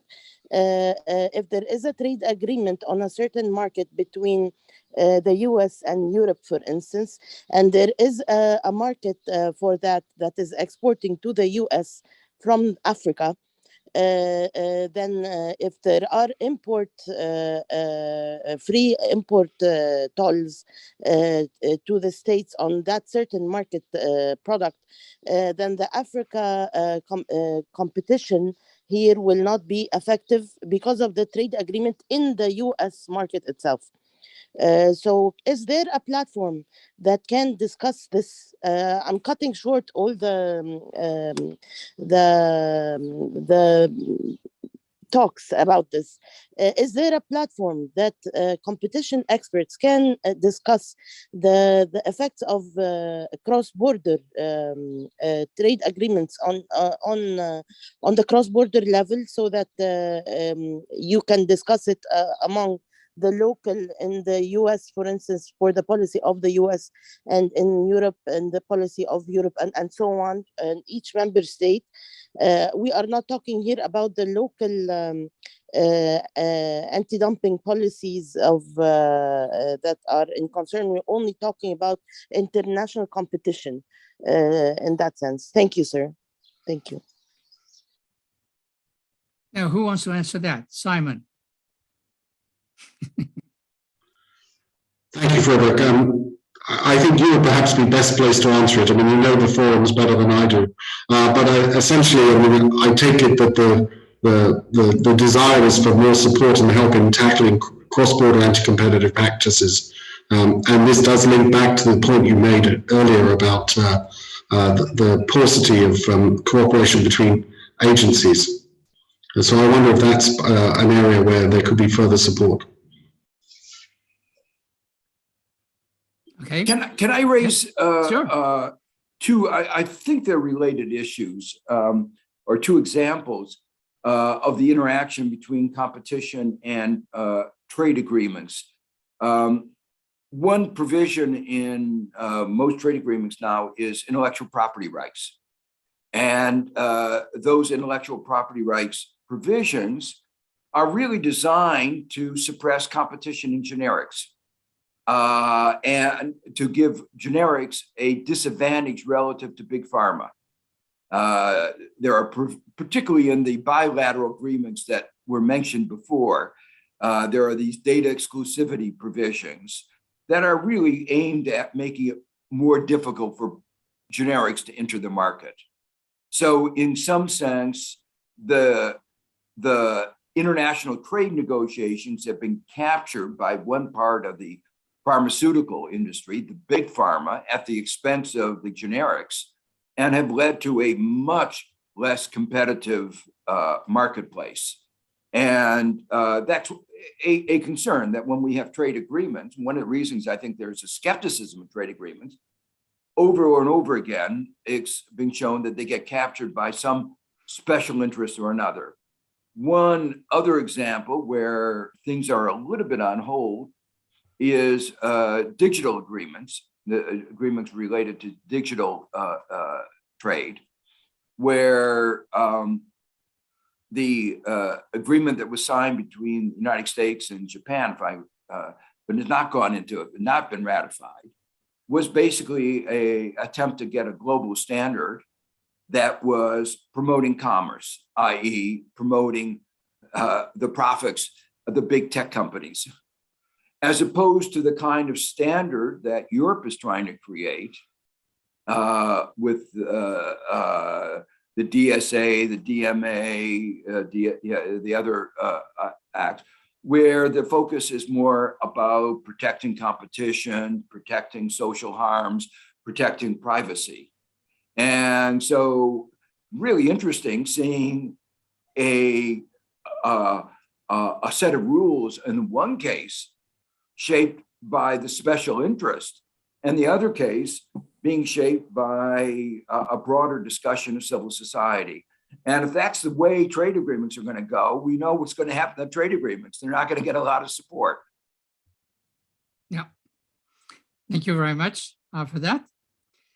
So let me move on to the third part of this discussion, the growing threats to a level playing field. Now, we've heard already that a number of threats, but I would like to give the floor to Beata Javorcik to explore some of these threats, and in particular, to share her view on some underappreciated sources of distortions in global markets. So Beata, you have the floor. Thank you very much. Let me share the screen so that I can show you some slides. So in my short presentation, I would like to focus on three ways in which competition is being undermined. We've heard a lot about state ownership and about state-owned enterprises. In the context of the WTO, a lot of people talk about them as being particularly prominent in China. But actually, state-owned enterprises are present in many countries. Post-communist countries are one of the groups where they are particularly well represented. Even though state employment went down in post-communist countries dramatically, it still accounts for a quarter of total employment. And SOEs themselves, for instance, in Belarus, account for half of total employment. And if you look at post-communist countries as a group, on average, state employment there is 7% higher than in countries of comparable levels of income. That's 7 percentage points higher as a share of total employment. But this presence of the state in the economy and in industry is regaining popular support. If you ask people about their views, whether they favor increased role of state in firms and in industry, these views have become more favorable over the last 20 years. And that is true of advanced economies, where people born in various years have a very similar perception of state involvement in the economy, with a third favoring it. This is true of post-communist countries, where support for greater state involvement in the economy has reached on average 43% and tends to be more favored by older generations. And this is also true in emerging markets, where that support is above half. And it is a little known fact that support for democracy tends to be stronger than support for private ownership. If you believe responses to world values surveys, in almost all countries, 3/4 of respondents say it is important to live in a democracy. However, if you ask about support for private ownership in the economy, that support hovers between 1/3 and 2/3. There are only a handful of countries, such as the US, Japan, Switzerland, and Denmark, where this support is much stronger than that. Now, if history is any guide, we are likely to see more favorable opinions about the state involvement in the economy as a result of the COVID pandemic. We know that previous epidemics have dented public trust in economic institutions. We know that people who reached adulthood during major recessions have a more positive view of public ownership and redistribution. And also, the analysis conducted by one of my EBRD colleagues shows that people who experienced an epidemic during their formative years, during their youth, throughout their lives, feel more strongly, have more positive views when it comes to public ownership in the state.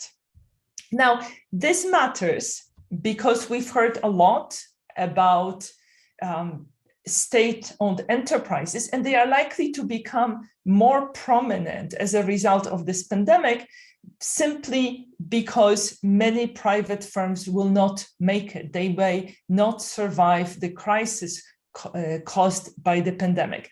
And in some countries, we may also see state support leading to nationalizations of previously private enterprises. And this will matter because there is a real risk that greater role of SOEs will undermine private sector. In this chart, you see that if you consider legislation in post-communist countries, less than 1/5 of those countries have rules that prevent SOEs from getting financial support that would give them unfair advantage over other players. And the state support can take the form of concessionary tax rates, of access to inputs at below market prices. So these are often inputs sold by other SOEs, or direct financial support from the state. So this is SOEs. Now, we spend a lot of time talking about SOEs, but also state ownership is quite prevalent in the financial sector. State banks have been on the rise during the past 20 years. Here you see the data for the regions where the EBRD operates. Since the time of the financial crisis, the assets of private banks have remained stable, while state-owned banks have grown in prominence very much. And at the moment, they account for more than half of banking assets in countries such as Belarus, Russia, Ukraine, China, or India. Now, this is not surprising because during the global financial crisis, private banks were in retreat. They stopped lending. And that was true of private national banks as well as true of foreign banks. And at that point, state-owned banks stepped in. That resulted in state-owned banks continued lower profitability, lower return on assets, and the divergence between private and state banks in that respect increased. Moreover, after the global financial crisis, state banks have been carrying a larger share of non-performing loans on their books. So this involvement during the global financial crisis of state banks in the economy was a positive thing. However, there's also a dark side to the state-owned banks, and that is linked to political interference in their activities. Now, one way of seeing this political interference is to compare lending by state-owned banks to lending of private banks. And if you believe that private banks lend based on commercial motivations, then the difference that's associated with state ownership may be due to other factors such as politics. And as part of our transition report last year, we conducted such an exercise looking at Turkey. And in particular, we looked at local elections. And we found that in regions where local elections were closely contested and where local mayors represented the party controlling the central government, in those regions, state-owned banks were pumping credit. They were lending much more than private banks. However, in provinces where local authorities, where local mayors were affiliated with an opposition party, state-owned banks were withdrawing credit. And Turkey is not the only country where electoral cycles and politics drives state bank lending. Similar evidence has been provided from other countries. But this is a real concern that if politics drives lending, it not only leads to lower growth because credit is misallocated, it also undermines the level playing field. Finally, let me move on to the topic that we haven't touched upon today yet, which is evasion of border taxes. Trade liberalization certainly helps bring competition, but presence of evasion of border taxes, including tariffs, can undermine this pro-competitive impact of trade liberalization. And evasion of tariffs is not something you hear a lot about, but it is actually alive and well, and it has been documented in many countries. Let me here just show you one piece of evidence. In work with a colleague, Banu Demir, we looked at an increase in a border tax introduced in Turkey. This is a tax that is collected on imports that come with foreign credit. And this is a tax which is collected when the importer does not pay for the goods purchased immediately, but benefits from a delay in payment, so benefits from trade credit. And in 2011, this tax was doubled from 3 to 6%. Now, what happened then? So you can look at the data and very clearly see that imports of goods coming from various countries, or various goods coming from various countries, were affected differentially based on how exposed they were to the tax. So if you order on the horizontal line goods from those where next to no flows were subject to the tax, so this is this part of the axis, to those where basically most of the flows within a product source country group were coming with credit, with foreign credit, and therefore were subject to the tax, you will see very interesting pattern when it comes to trade response. If you look at exports as reported by exporting countries, there was relatively little reaction of exports. There was a bit more reaction among products that tended to be affected by the tax more greatly. However, if you looked at import data as reported by national authorities, you see more than a 20% drop in imports of products that are subject to the tax, while next to no response or little response of imports that are not subject to the tax. Now, we shouldn't expect a differential impact of trade statistics depending on whether they are reported by exporting authorities or by the importing country. And yet this discrepancy takes place. So essentially, these discrepancies in statistics tell you that a lot of trade goes missing, quote, quote, between the time the shipment leaves the exporting country and the time it arrives in the importing country. And in particular, lots of trade goes missing when exposure to the tax that just went up is high. And that's very suggestive of tax evasion taking place. So there are many ways of undermining the level playing field. Poor governance of SOEs is one of them. Misuse of state banks for political gain is another one. And evasion of border taxes is a third way of undermining the level playing field.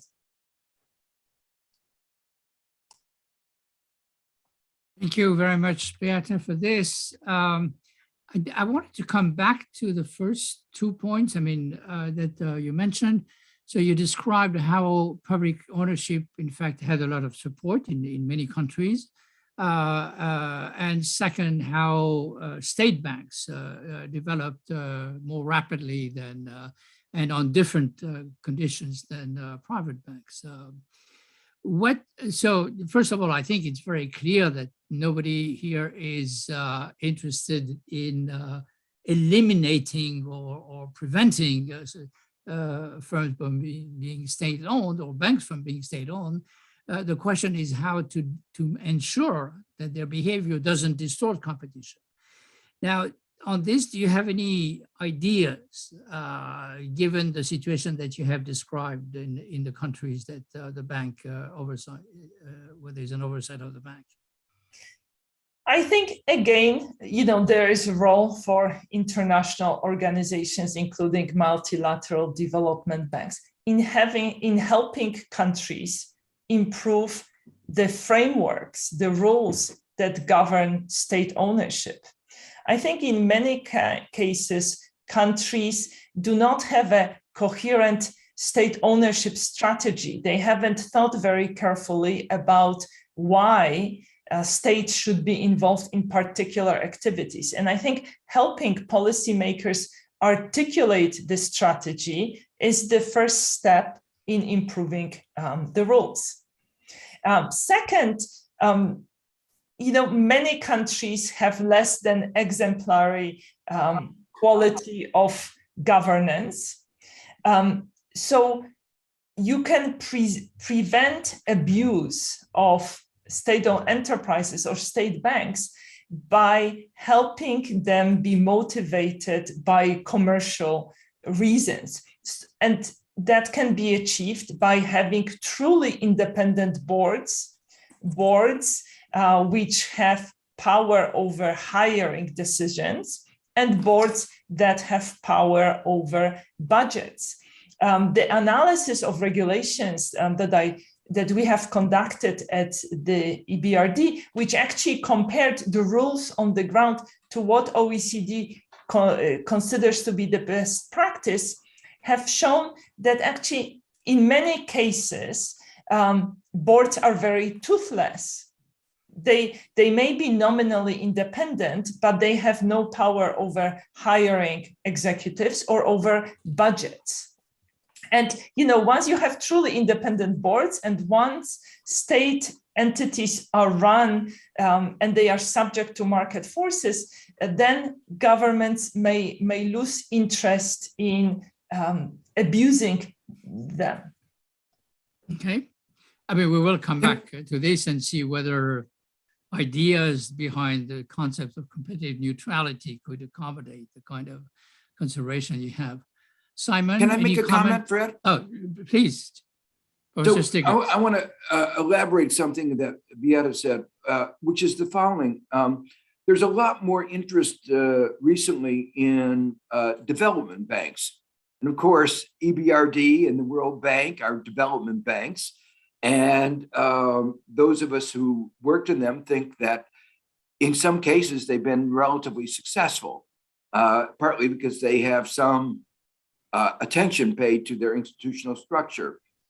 The reason that there is increasing interest in development banks has to do with the green transition, climate change that you mentioned in the beginning of your introduction.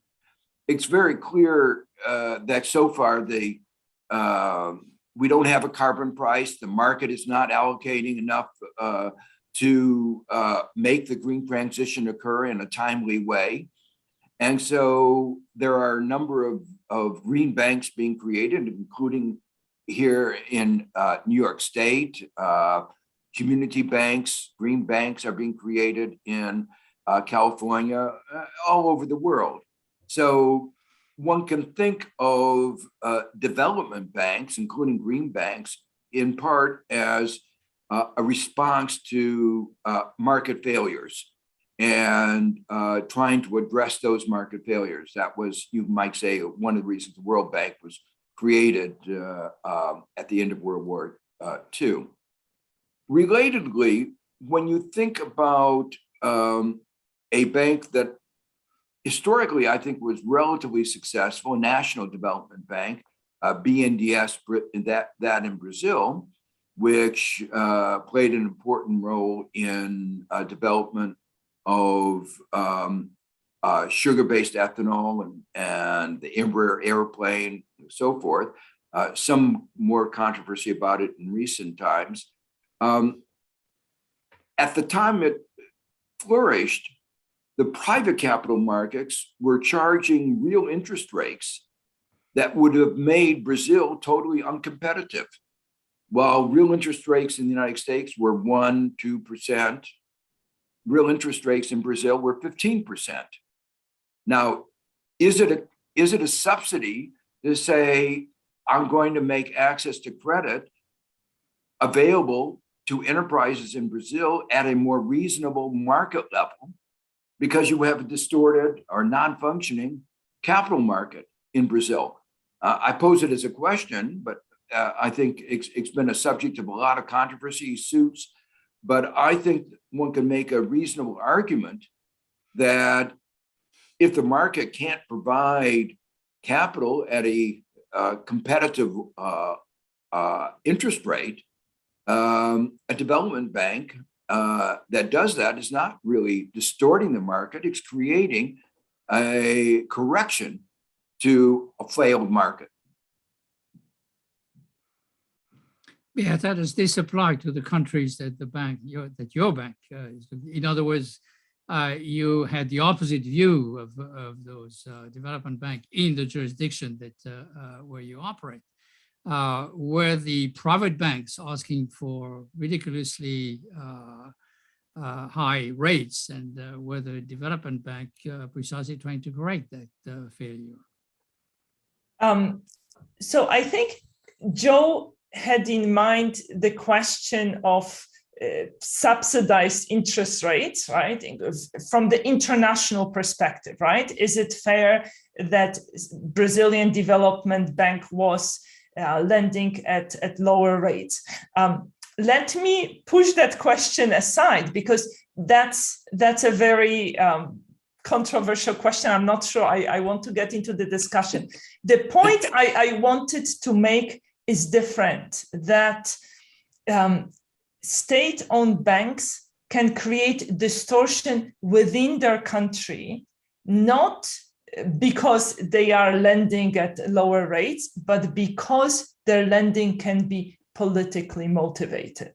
And that means that firms or individuals that are connected politically may do better than not connected firms and individuals. And that is a distortion which is detrimental to competition and growth in that country.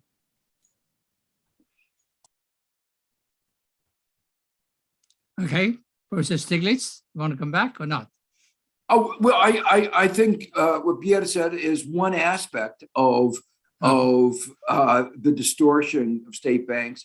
I was just trying to counter that by saying that there has been, particularly in international competition circles, a concern about whether lending at 5% in Brazil, when the market interest rate is 25%, is that a subsidy? And I want to raise the question. I'm not sure what the answer is, but I think you could make a case that providing capital at a rate that is actually higher than in the rest of the world is not subsidizing. It's really correcting a market failure. There's another broader issue that,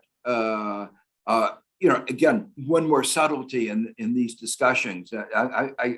Academics like to make things complex.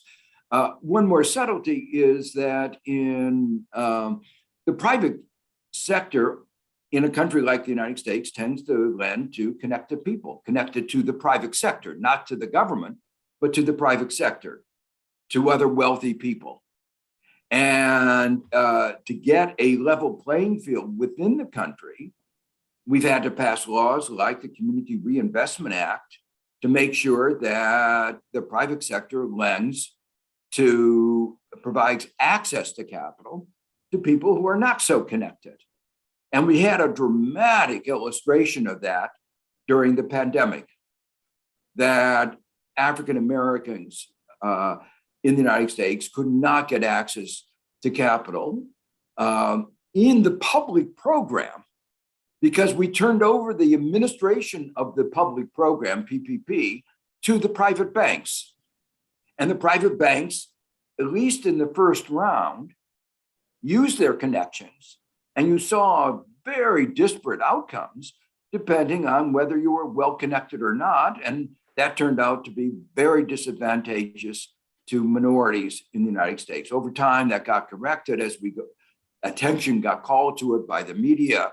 But I think the issue of connected lending is true both in the private and public sector. It's just a different kind of connection. And I do agree the dangers of that connected lending in the context of political lending can be very dangerous in undermining democracy. Let me just clarify that, we don't perceive state banks as not being beneficial to the economy. They have a greater risk appetite. For instance, they are more likely to lend to young firms, to firms without credit history. So they certainly have a role to play, and they can stimulate, in that sense, innovation and firm entry through that greater risk appetite. And that's a good thing. Very good. Simon, did you want to comment on the trade figures that Beata showed? I think that, Frederick, I'd like to broaden the issue. I don't know if you can hear me. Yeah. Good. I think the central question we have to worry from a trade perspective is how much of these good or bad policies spill across national borders. And in the last 5 years, we've had a lot of accusations leveled against China in particular, that its state lending has led to excess capacity.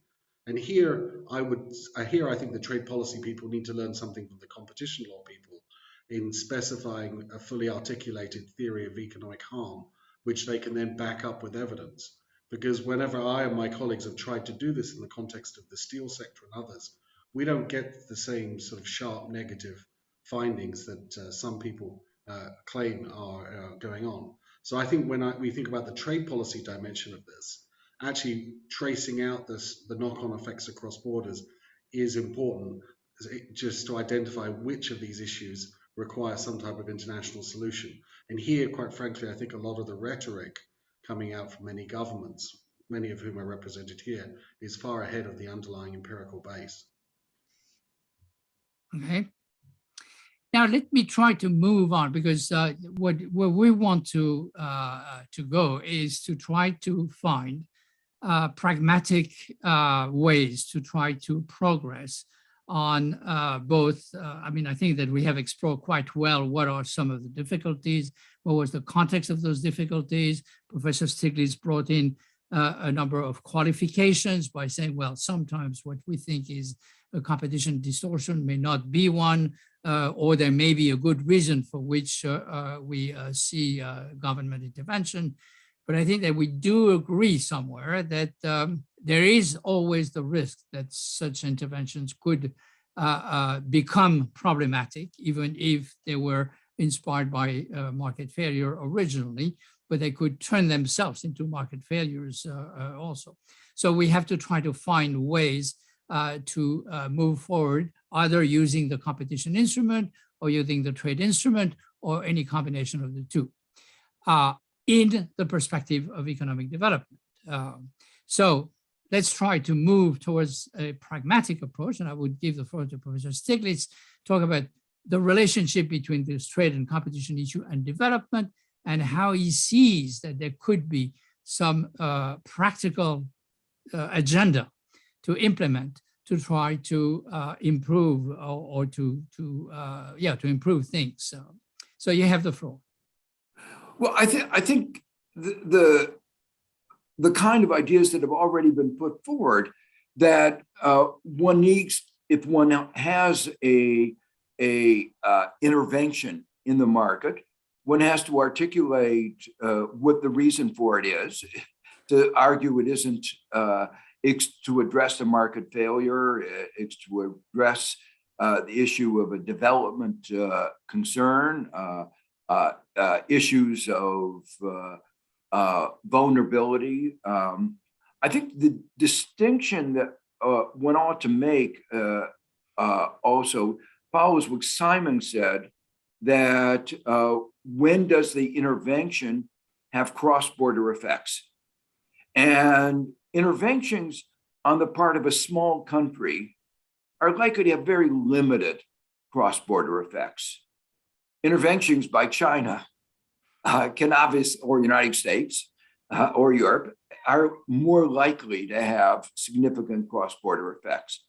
So it seems to me that more attention should be placed on the actions of the big countries, where the likelihood of cross-border effects is much larger, and the presumption that markets are not working well, or that there's a lack of administrative capacity, those arguments have less purchase than they would in the case of a developing country. So on both sides, there's more potential for harm and almost surely less justification in the case of the large countries.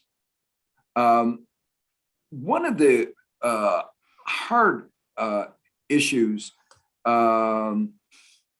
deals with the, let me just take up the example that Simon gave of the subsidies that may be embedded in easy access to capital by the steel industry, whether in China, whether it's because of the loans or government investment, local government, not only national government. We often forget that China is a large country with many governmental levels.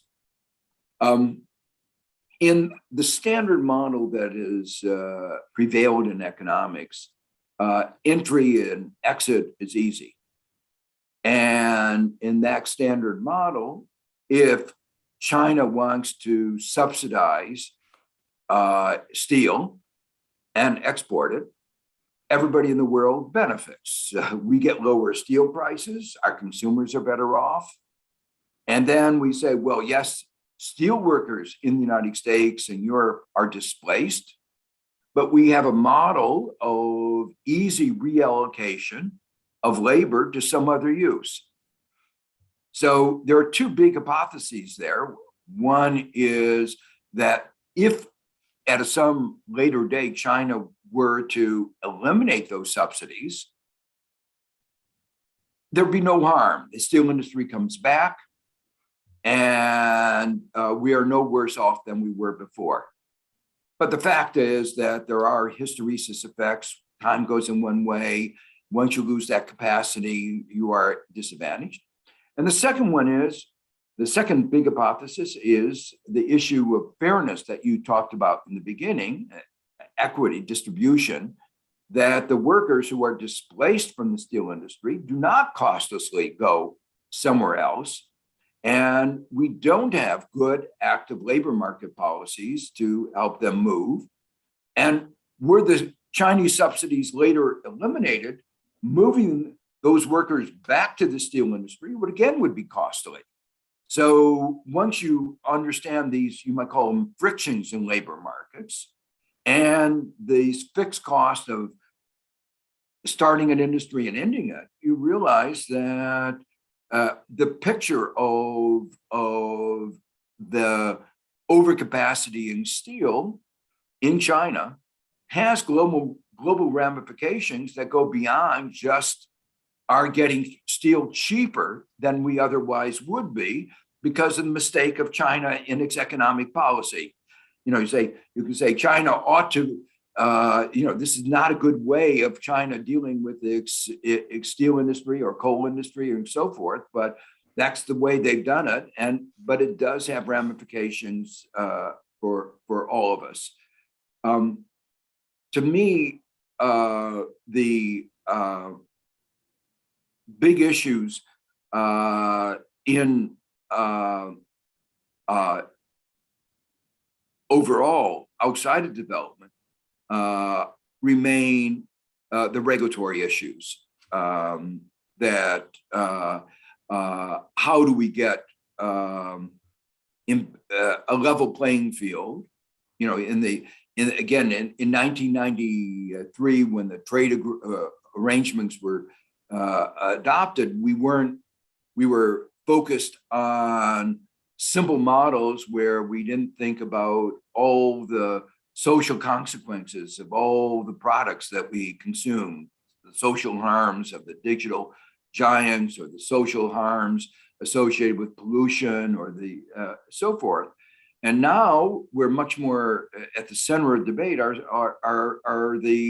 a lot of the social harms associated with each of the products, goods and services that we consume. And that means the regulatory framework becomes front and center. And regulatory harmonization is going to be much harder than the harmonization of subsidies in the agenda. And now, part of, you might say, the regulatory overall regulatory agenda is the agenda to promote disadvantaged groups, the agenda to promote development in developing countries, and that agenda, let me say, for structural transformation, like going to a green economy. And each of those examples are areas where the market on their own doesn't work well. And so where the market failures, in some sense, are not just incidental, they're not just minor wrinkles, that we know that all the successful countries have had large state aid in the 19th century, state aid was enormous in the United States in promoting the agricultural sector. And state aid was crucial in the development of the internet sector in the United States. So each of these major, and developing the medical sector. So if we look at all the areas where the United States is strong, historically, from the last 170 years, it's been a series of major state aids. So as I look at development, I look at, the developing countries are behind. They're going to need government assistance. And how do we separate out that government assistance from trade distortions and legitimate? And I think here, the suggestions that have come up before, just more transparency, making a case that this is a development agenda that is not particular companies that are being subsidized. So, trying to move away from trying to at least show sunshine on the worst manifestations of capture. And that goes to when it's a specific company or a very specific sector. And in some ways, we have some good example of what is wrong. Unfortunately, it's a lot embedded in our trade agreements. In agriculture, in our trade agreements, what did we accepted state aid for agriculture, for the big grain producers. So we admitted into our WTO framework a kind of state aid that was clearly a capture, can't be justified in any other way. So we have a tension here that in the framework that was at the beginning of the WTO, it reflected capture. And now we're saying, oh, well, it was okay for the advanced country to have that capture, but not for the developing countries to try to have kinds of interventions that would help them promote their development. So that we have to recognize that tension and say, well, what happened then was wrong, part of the political economy, but was wrong. And we have to make sure that doesn't happen again going forward. Thank you very much. I mean, what you say suggests to me several interesting dimensions. One of them, I'm always struck by the fact that competition authorities in their advocacy function have usually not be all that interested in promoting measures that would make particularly factor market more flexible or more, for example, education or mobility measures, which are, I mean, as you said, I mean, the problem is that the markets don't function the way we theorize because they are not as mobile, at least when it comes to the labor market. And when you take the example of the subsidies from China to the steel industry, you explain very well how they would be victim both ways, by the way, whether some people would be left out. And one of the questions is, I mean, we've been advocating all kinds of things. We've been advocating against corruption. We've been advocating about fairness in general, but we've not been advocating so much about policies that would make the transition or would make the competition work better by facilitating indeed the flexibility of the labor market, and that would, I think, help.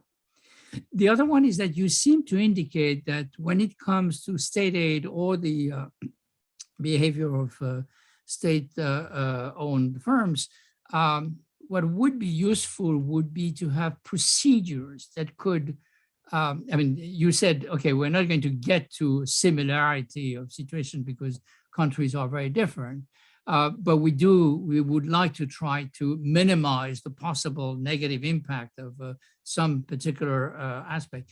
So it's more like a procedural guide on how to establish state aids, kind of a best practice in asking yourself, is it really justified? Have I thought about the implications on competition, both domestically and internationally? Is there a better way to arrive at the same result?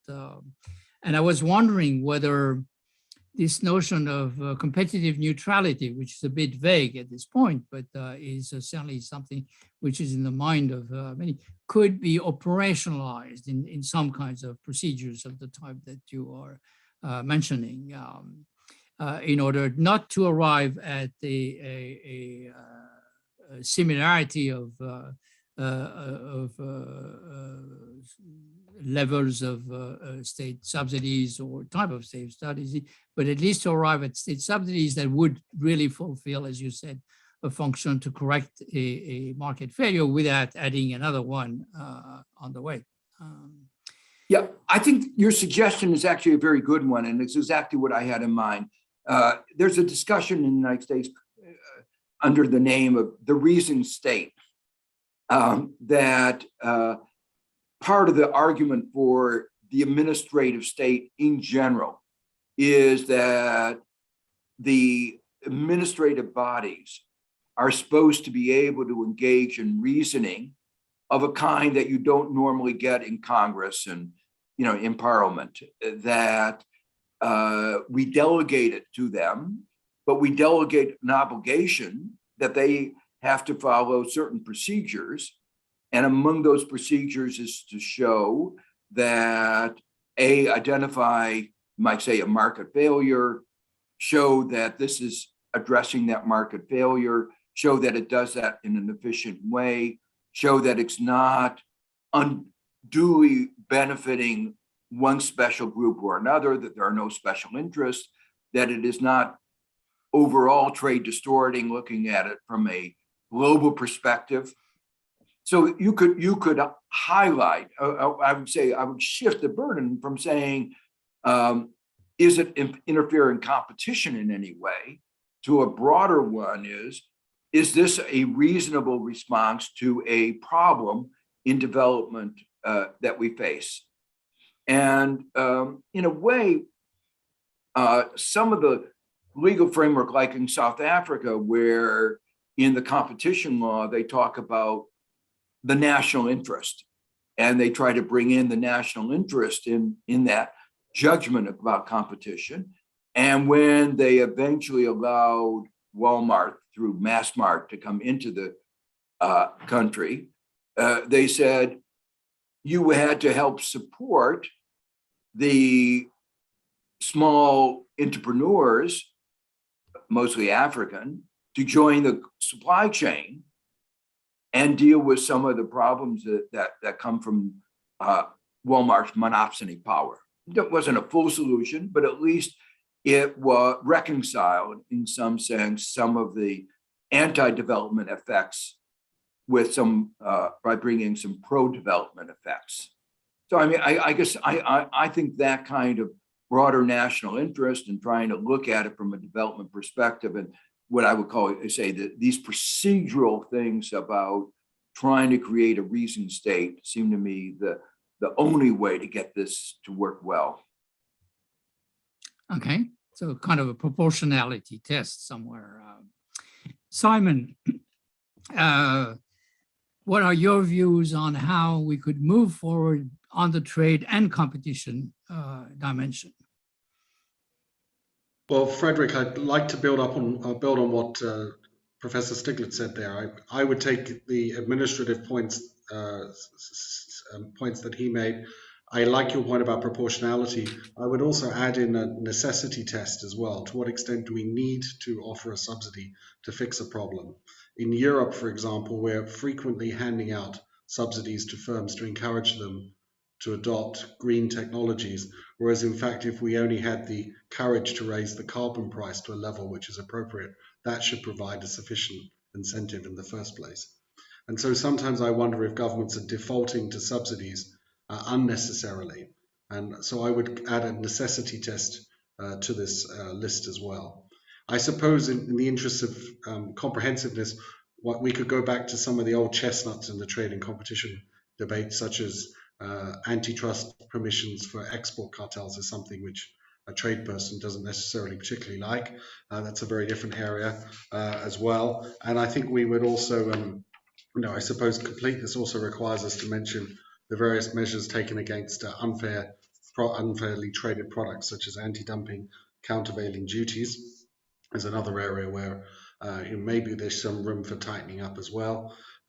Often competition agencies have taken a quite robust and positive stance for reforming those laws, and that would be welcome. And the other area, which does actually overlap a lot with OECD's responsibilities, would be to look especially into subsidies which affect the incentive to export. There's been a lot of innovation on export support and financing the overseas operations of companies, and in the area of export credits, which has gone well beyond the old mom and pop stories justifying helping out a first-time exporter. I think there's been a lot of innovation in that area, which requires work as well. Now, I think in all of these areas, we should start with transparency. Then we need to be able to document effects, domestic and cross-border.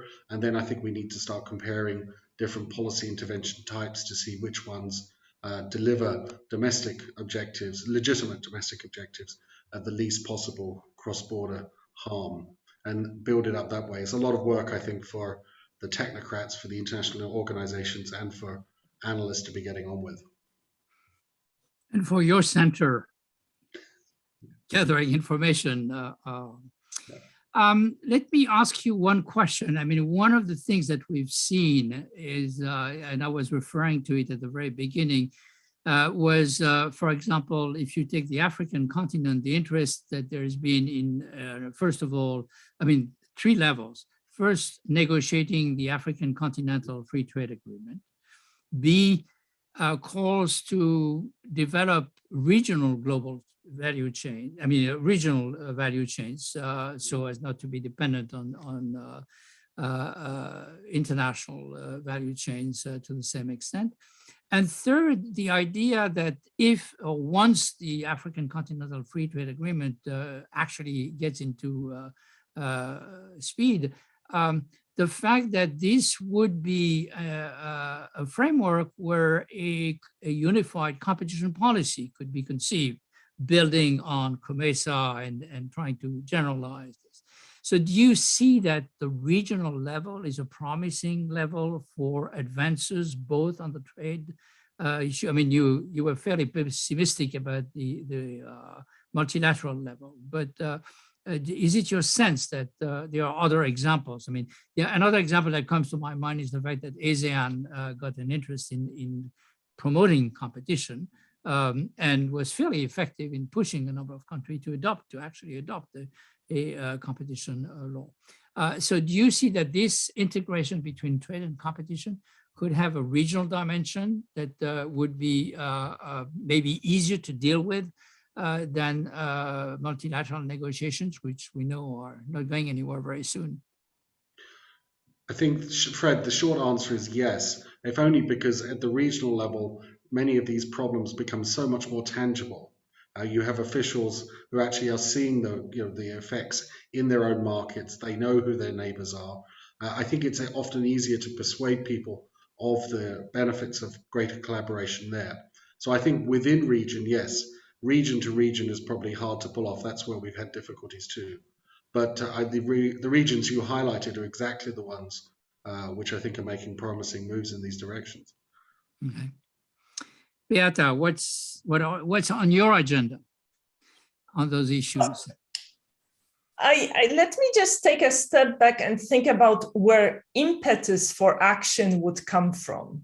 All right. So Simon mentioned that regional integration, and you mentioned that could provide an impetus. And here I cannot help but think about EU enlargement, which was an incredibly powerful force, bringing trade liberalization and competition and improved regulation to Eastern Europe.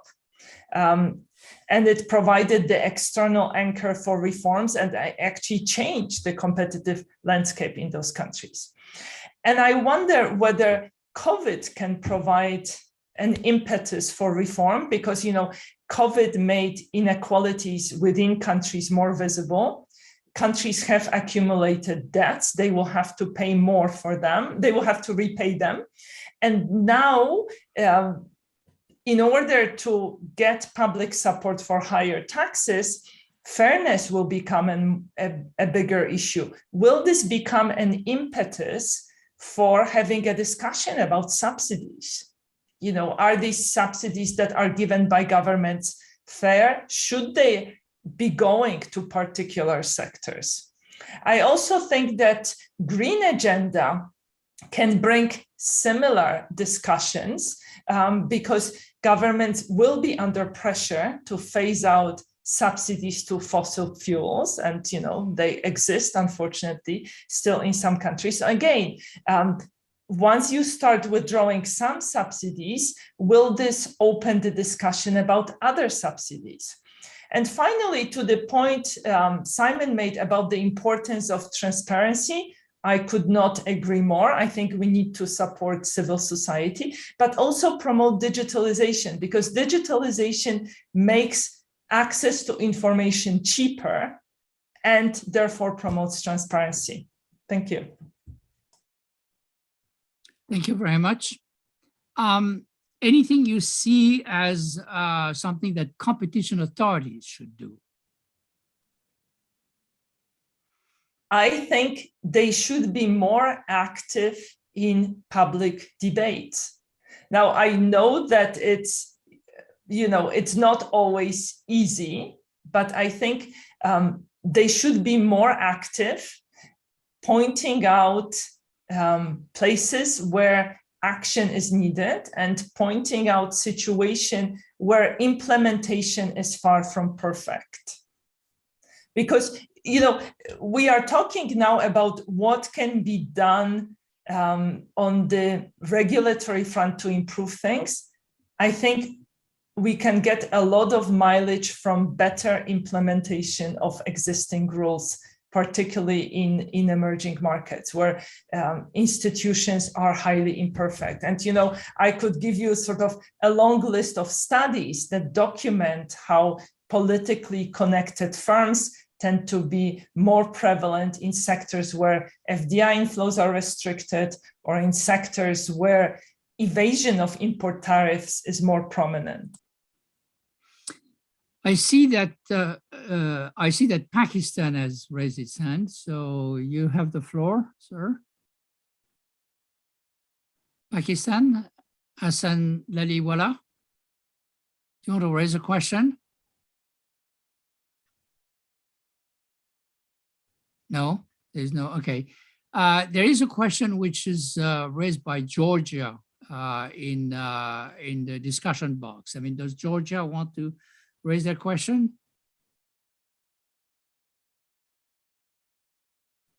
The question, I don't see that Georgia is. Hello. Oh yeah, hello. Hear me? Yes, we can hear you. Go ahead. Georgia, thank you for the interesting panel discussion. So my question is regarding internationalizing the competition and the competition law as such. You mentioned that regional type of thing is more easy to do than to discuss these issues in a multinational fora. And we also know that some issues on competition is also discussed under the WTO panel, for example, in vitamin C case or Mexican telecoms case, competition issues. So what is your kind of opinion? Do you think that there is a need to internationalize competition because we don't have any agreement, international agreement, and also to resolve the jurisdictional issues that will definitely come up later? Thank you. Anybody wants to answer that? Simon. So thank you for the question.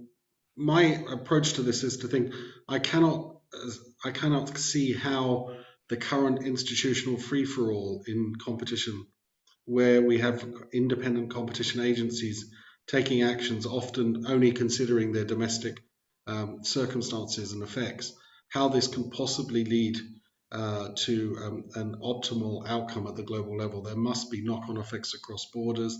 There must be jurisdictional clashes. So there clearly is a problem to solve. I think what we've seen over the last 20 years is not much appetite for moving further in actually finding tangible solutions to these problems. And I think that's a shame, but it is what it is. And I think this is why the discussion which Frederick's been leading on where we can take things forward, I think is very important, because I think there is a need for confidence building, for information sharing and the like. And I would just highlight one area, if I can, where I think a very practical suggestion is many competition agencies and governments publish information about subsidies. And perhaps we could agree on a format for publishing information about subsidies, which would also be useful for deliberations at the multilateral trade level as well. So instead of having two parallel processes for submitting information on subsidies and other cross-border matters, we have a single one of them and we feed off the same information base. That might be a way of taking the transparency agenda forward very quickly, and also building on the use of those digital tools which Beata mentioned. Can I make just a couple of comments? I think that the interplay between trade and competition is part of the framework where we can act together, because there is a trade framework, and better disclosure of the subsidies that distort trade is a beginning. So, for instance, the fossil fuel subsidies in the United States, the subsidies that are hidden in the tax system. If we could get a uniform way of disclosing those subsidies, and to make it clear that there's no purity here, but at least we should be aware that everybody's engaged in these, and it might put pressure.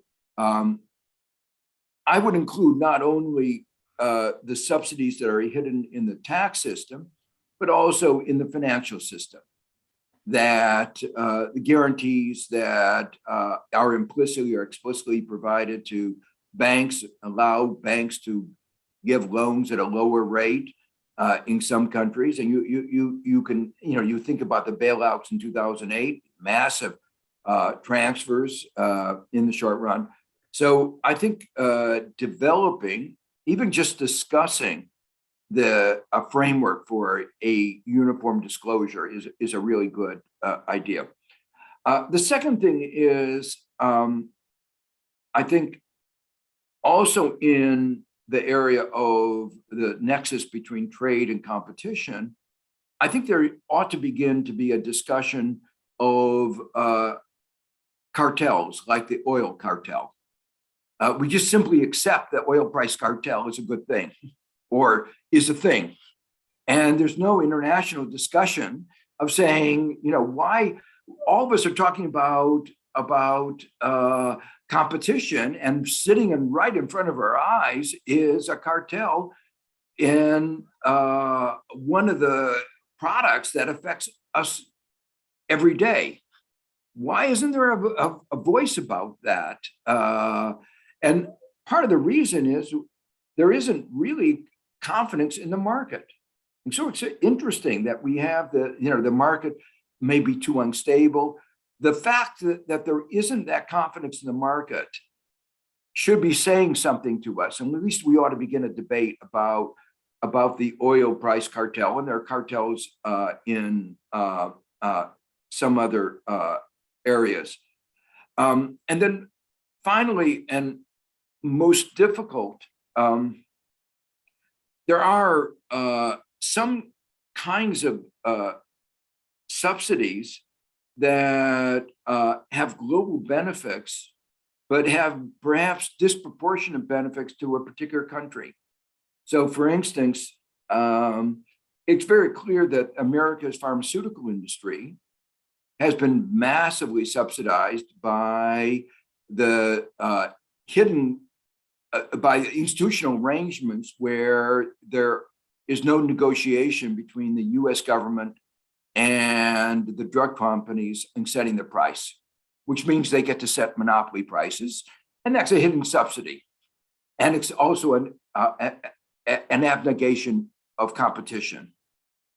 It turns out that that particular subsidy leads to more innovation, and much of that innovation benefits the rest of the world. But how are we to think about that particular real undermining of competition, allowing the drug companies to set monopoly prices, where at the same time it has some side benefits for the entire world?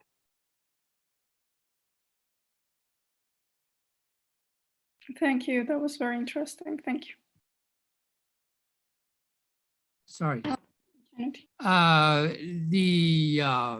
We're coming close to the end of this discussion, and I really want to thank you. To me, there are a number of ideas which have been put on the table, which are very interesting. The first one, and I go back to what Professor Stiglitz made very clear, we have to think more profoundly about market failures. Market failure may be the origin of some of the government intervention that we see, or they may be provoked by some of those interventions, but we have to have a keen way to analyze whether there was a market failure that needed to be corrected in the first place, and if so, whether the correction was useful. So coming from the competition angle, I find this interesting because we've been used in the competition community to believe that there were never market failures, or very rarely market failures. And clearly, this is not the case. The second thing is a great call for more information, more data on the effect of subsidies, on the effect of international cartel, on the effect of some of the cartels that you have mentioned. And there, the idea that the trade community and the competition community may have a joint interest in supporting this gathering of information, because it has both a trade or possibly trade distorting effect and a competition distorting effect. So the fact that we could link forces to try to find these. The third one, the third level is what Beata said. Competition authority maybe should be more present in public debate. And I read this at several levels, but one of them is that the competition authority should be more involved with other policymakers, because the issue of competition is not subsumed by competition law enforcement. It's a much more complex thing. And maybe they have been lacking into the desire to engage with other communities. And the second one is in their advocacy function, where they've restricted themselves to very narrow things, like is this regulation going to reduce competition in my field, rather than advocating on issues such as would this or that policy be good to facilitate the flexibility of markets and therefore the competition in general. I think that there was a great idea about the fact that the regional level for some of those issues may be an easier level to bring the two communities and to bring the competition authorities together. We certainly made clear the fact that when it comes to subsidy and state-owned enterprises, what we need is to elaborate on the necessity, the proportionality of their intervention, and the transparency of their intervention, and if possible, to get procedural protocols that will ensure that those interventions stay within the confine of what is not distorting unduly competition. And that, to me, is a call to say, well, the idea of competitive neutrality, which has been in the recommendation of OECD, needs to be worked out practically how that would work out. That there is a panel on Wednesday on this, but it's very interesting to see that we could possibly use this idea to be a building block towards a procedural framework that would meet all the criteria that we have mentioned. Finally, for the competition community, I think that Simon was very clear in saying that having a completely fragmented competition law enforcement, sometimes on issues which are aterritorial and global, somewhere doesn't work very well or is unlikely to work very well. And certainly it's a very costly way to do things. That possibly requires that we go beyond cooperation as we know it and invent ways for competition authorities to team up together so that they will have economies of scale, if I may say so, or at least a more coherent decision-making and less expensive way of dealing with global issues. And finally, but this is, we haven't really discussed this, but I think that for the competition community, it's very clear that we have to continue an effort which has been undertaken by many international organizations, including the OECD, which is to get a better framework of thinking on how we can deal with a competition issue in the digital sector. What are their specificities? Why is it that some of our instruments don't work? What kind of alternative instruments can we find? So thank you very much for all this, and thank you very much for helping us get clear ideas, but where we could move forward in spite of clear institutional difficulties that we have certainly expressed very clearly. As I said, on Wednesday, we will have a continuation of, in a sense, of this debate, at least on one dimension of it. But I think that some of the other ideas that you have promoted will also be able to be developed in future debate. So Professor Stiglitz, Beata, Simon, thank you very much for enlightening us and participating in this discussion. This is the end of this initial panel. We are going to stop for 10 minutes to move to a different exercise, which is the peer review of Tunisia. I see that Austria has its hand raised. So Austria, do you want to take the floor? No, sorry, it was a mistake. Sorry. It was a mistake. Okay, okay. So this is really the end of the panel, and thank you again to all of you.